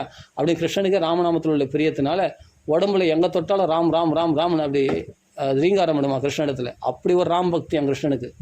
அதனால் அவனே ராமநாமம் சொல்லும்போது நம்ம ராமநாமம் நிறைய சொன்னால் கிருஷ்ணன் நமக்கு பூர்ண அனுகூலமாக நான் இதெல்லாம் நம்புகிறேன். அதனால கிருஷ்ணனுடைய கதையை அடிக்கடி கிருஷ்ண நாமத்தையும் சொல்ல முடியுது, ராமநாமத்தையும் சொல்ல முடியுது. கிருஷ்ணனுடைய அனுகிரகம் பூர்ணமாக கிடைச்சிட்டு இருக்குதுன்னு நான் உணர்கிறேன். எல்லாருக்கும் இந்த பாக்கியம் கிடைக்கணுக்காக தான் பிரார்த்தனை பண்ணிக்கிறேன். அதனால் யோகக்ஷேமம் மகாம் யோகம்னா கண்டிப்பாக யோகக்ஷேமத்தை பகவான் பார்த்துக்கிறான். அப்படியேப்பட்ட பிராமணன் முஞ்சவத்தை அந்த மாமியானவள் அழுது புலம்பி, கிருஷ்ணா எனக்கு இப்படியாப்பட்ட அனுகிரகம் பண்ணியிருக்கேன் கிருஷ்ணா, இனிமேல் நான் அப்படி வெறுக்க மாட்டேன், ஒரே ஒரு தடவை உன்னுடைய தரிசனம் கொடுப்பேன் கிருஷ்ணா, அந்த ஹரிஜனன் ரூபமாகவே வரமாவுக்கு எனக்கு கொடுப்பேன் கிருஷ்ணா, நான் தெரியாமல் ஒன்று தரிசனம் பண்ணி இனிமேல் எந்த பையனையும் எந்த ஹரிஜனே உண்மையாக வந்தால் கூட நான் வீட்டு உள்ள சேர்த்துப்பேன் கிருஷ்ணா, நான் அந்த ஜாதி அபிமானம் பார்க்க மாட்டேன் கிருஷ்ணா அப்படின்னு இந்த மாமி போய் அந்த கிருஷ்ணனுடைய விக்கிரகத்தை போய் கட்டி பிடிச்சி அழறாலாம். மாமி அப்படின்ட்டு வெளியிருந்து பகவான் கூப்பிட்றான். அந்த ஹரிஜன பையன், மாமி கூப்பிட்டீங்களே நீங்கள், அதான் வந்திருக்கேன் மாமி. கிருஷ்ணா வந்துட்டியா கிருஷ்ணா அப்படின்னா பகவான் அப்படியே அந்த மாடு ஓட்டுற கொம்போட அந்த கிருஷ்ணன் ரூபத்தில் அந்த தம்பதிகளுக்கு பிராமணன் அந்த தம்பதிகளுக்கு மாமாவுக்கு பகவான் காட்சியளிக்கிறான். அந்த ஹரிஜன்னா வந்து, மாமி பசி வயிறு குழையுது, பசி எடுக்குது மாமி, சாப்பாடு இருக்கா? வாடா, உனக்கு இல்லாத சாப்பாடாடா அப்படின்னு சொல்லிட்டு அவனுக்கு நல்ல அருமையான அண்ணன், அவன் கொடுத்த உணவுலேயே அவனுக்கு பகவான் அவனருளாலே அவன் தாழ் வணங்கின்ற மாதிரி அவன் கொடுத்த அன்னத்தினாலே அவனுக்கு அப்படி வயிறு நிறைய சாப்பாடு போட்டு அனுப்புகிறாங்களாம். ரொம்ப திருப்தி மாமி, ரொம்ப சந்தோஷம் அப்படின்னு சொல்லிட்டு அந்த மாமி கொடுத்த சாப்பாடு சாப்பிட்டுட்டு உண்மையான அன்போடு உருகிட்டா அடுத்த நம்மளுக்கே சொந்தங்க கிருஷ்ணன், வேறு யாருக்கும் சொந்தம் இல்லை. அப்படி கிருஷ்ண பக்தியில் தலைக்கணும், வேறு எதுவுமே வேண்டாம். கிருஷ்ணா கிருஷ்ணா கிருஷ்ணா கிருஷ்ணா கிருஷ்ணா கிருஷ்ணா கிருஷ்ணா கிருஷ்ணான்னு உடம்புல எங்கே தொட்டாலும் கிருஷ்ணநாமம் அப்படின்னு நம்ம அப்படி நாங்கள் ரீங்காரம் விடணும். கிருஷ்ண கிருஷ்ண கிருஷ்ண கிருஷ்ண கிருஷ்ண கிருஷ்ண கிருஷ்ண கிருஷ்ணன் அப்படி நம்ம உடம்பெல்லாம் அப்படி ரீங்காரம் விடணும். கிருஷ்ண பக்தியை தவிர வேறு எதுவும் நம்ம பண்ண வேண்டியதில்லை, எதுவும் செய்ய வேண்டியது, எந்த காரியத்தையும் செய்ய வேண்டியதில்லை. கிருஷ்ண சேவையை தவிர வேறு எதுவுமே நம்ம செய்ய வேண்டியதில்லை. சர்வதர்மான் பரித்யஜ்ய மாம் ஏகம் சரணம் ரஜா அகம் துவா சர்வபாப்யமோ பாபேப்பியோ மோக்ஷயிஷ்யாமி சுச்சா அனன்யா சிந்தயந்து மாம் ஏ ஜனா பத்யுபாசிதே தேஷாம் நித்ய அபியுக்தானம் யோகக்ஷேம வஹாம்யஹம் எக்கரோஷி யதஸ்நாசி யஜ்ஜுஹோஷி ததாசியத் எத்தவசியசி கௌந்தேய தத் குருஷ்வம் அதர்ப்பணம். எனக்கு அர்ப்பணமாக பண்ணா, எனக்கு அர்ப்பணம் பண்ண, எதை செய்தாலும் எனக்கு அர்ப்பணமாக பண்ணு, எனக்கு பண்ணிடு என்னையே வந்து மண்மனா பாபா வத் பக்தோ மத்தியாஜி மாம் நமஸ்குருஹு மாம போய் என்னையே நீ வந்து அடைவாய், என் மனசில் எண்ணத்தில் மனசு செலுத்து, எண்ணத்தில் இது பண்ணு, திருப்பி திருப்பி திருப்பி திருப்பி மாம் ஏகம் சரணம் வச்சா. எத்தனை வார்த்தைகள் சொல்லுவான் பகவான், எத்தனை வார்த்தைகள் சொல்லுவான். நம்மளுக்கு பிடிக்கலையா, நம்மளுக்கு உரைக்கலையா, சுருக்குன்னு நம்மளுக்கு பதிய வேணாமா, என்ன சரணாகதி அடி, என்ன பிடிச்சிக்கோன்னு உறுதியாக பகவான் இவ்வளவு தன்னையே காட்டி கொடுக்குறான்னு சொன்னால் எத்தனை தரங்க விளம்பரம் பற்றிப்பான் தன்னை. எவ்வளோ இருந்தாலும் என்னை விடுறேன் நான் விளம்பரம் பற்றி நிறுவனமா, தலையெழுத்தடா எனக்கு இவ்வளோ வார்த்தை சொல்கிறான் போட திரும்பி பார்க்க மாட்டேறா, அப்போ நான் என்னடா பண்ண முடியும், அவங்கள எப்படி நான் காப்பாற்ற முடியும் அப்படின்னு பகவான் வருத்தப்படுறான். இன்றைக்கி பரிசுத்துக்காக தான் அன்ஃபிட்டாக தான், நாளைக்கு அத்த பகுதியில் தான் பார்க்கணும். என்ன பண்ணுறது, இது கிருஷ்ண அனுபவமாக இருக்கும்போது நான் என்ன பண்ண முடியும். என்னவோ இன்றைக்கி அந்த இதை சொல்லுங்கள், இந்த விஷயத்தை கொஞ்சம் யோசிச்சு பாருங்கள். இதை பேசணும்னா வந்தால் நம்ம பாகவதம் பரிசுத்துக்கு அதை பேச வந்தோம். பரிசுத்தருடைய நினைச்ச மாதத்துலேயே பரிசுத்து எப்படிப்பட்ட பாகவதராக இருப்பாருங்க பாருங்கள். அந்த அத்ரி மகரிஷி வசிஷ்ட மகரிஷி பரம பாகவதல்னு சொன்னோம், அவருடைய தபஸில் ஒரு பகுதி கொடுத்துட்டாங்களா இல்லையா. இப்போ அந்த தபஸில் தான் நம்ம பாகவதலை பற்றி பேசுகிறோம். அந்த தபஸ் நமக்கு கிடைக்கும்னு சொன்னா இல்லையா, அந்த தபஸ் கிடைச்சிச்சு பாருங்கள். எனக்கும் கிடைச்சிச்சு, கேட்டவங்களுக்கும் கிடைச்சிச்சு. ஆமாம், நான் மட்டும் அனுபவிக்க மாட்டேன், எல்லோரும் கொடுத்துருவேன். எல்லாருக்குமே அந்த தபஸ் கிடைக்கட்டும். எனக்கு கிடைச்ச தபஸ் எல்லாருக்கும் கிடைக்கணும், அவ்வளோதான். அந்த அத்ரி மகரிஷி வசிஷ்டர் பிருகு மகரிஷி இவங்க பேர்லாம் சொன்னதுனால 16 பங்கில் ஒரு பங்கு கிடைக்கணும்ல, கட்சிச்சு இல்லையா. இல்லைன்னா இந்த கிருஷ்ணானுபவம் நமக்கு ஏற்படுமா. அவர் தபஸை கொடுத்துட்டாங்களே, கண் கூட பார்த்துட்டுமே, இந்த கிருஷ்ணானுபவம் நமக்கு கிடைக்குமா.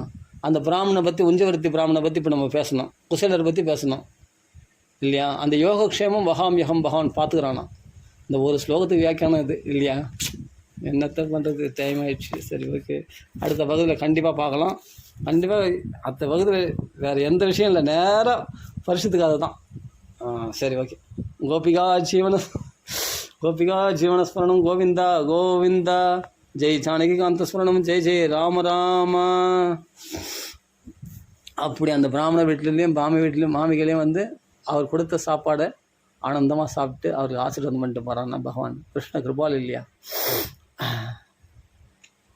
நமக்கு கூட பகவான், இந்த பகவான் நாங்கள் கையை விரிச்சின்னு காத்துன்னு இருக்காங்க. நட்டவரலால் வெட்டலமூர்த்தி இடுப்பில் கை வச்சுருக்கானே ஜம்முன்னு. அப்படி என்னென்னா தன்னை தூக்கிறானா, தன்னை இடுப்பில் கை வச்சு தூக்குறானா தன்னை.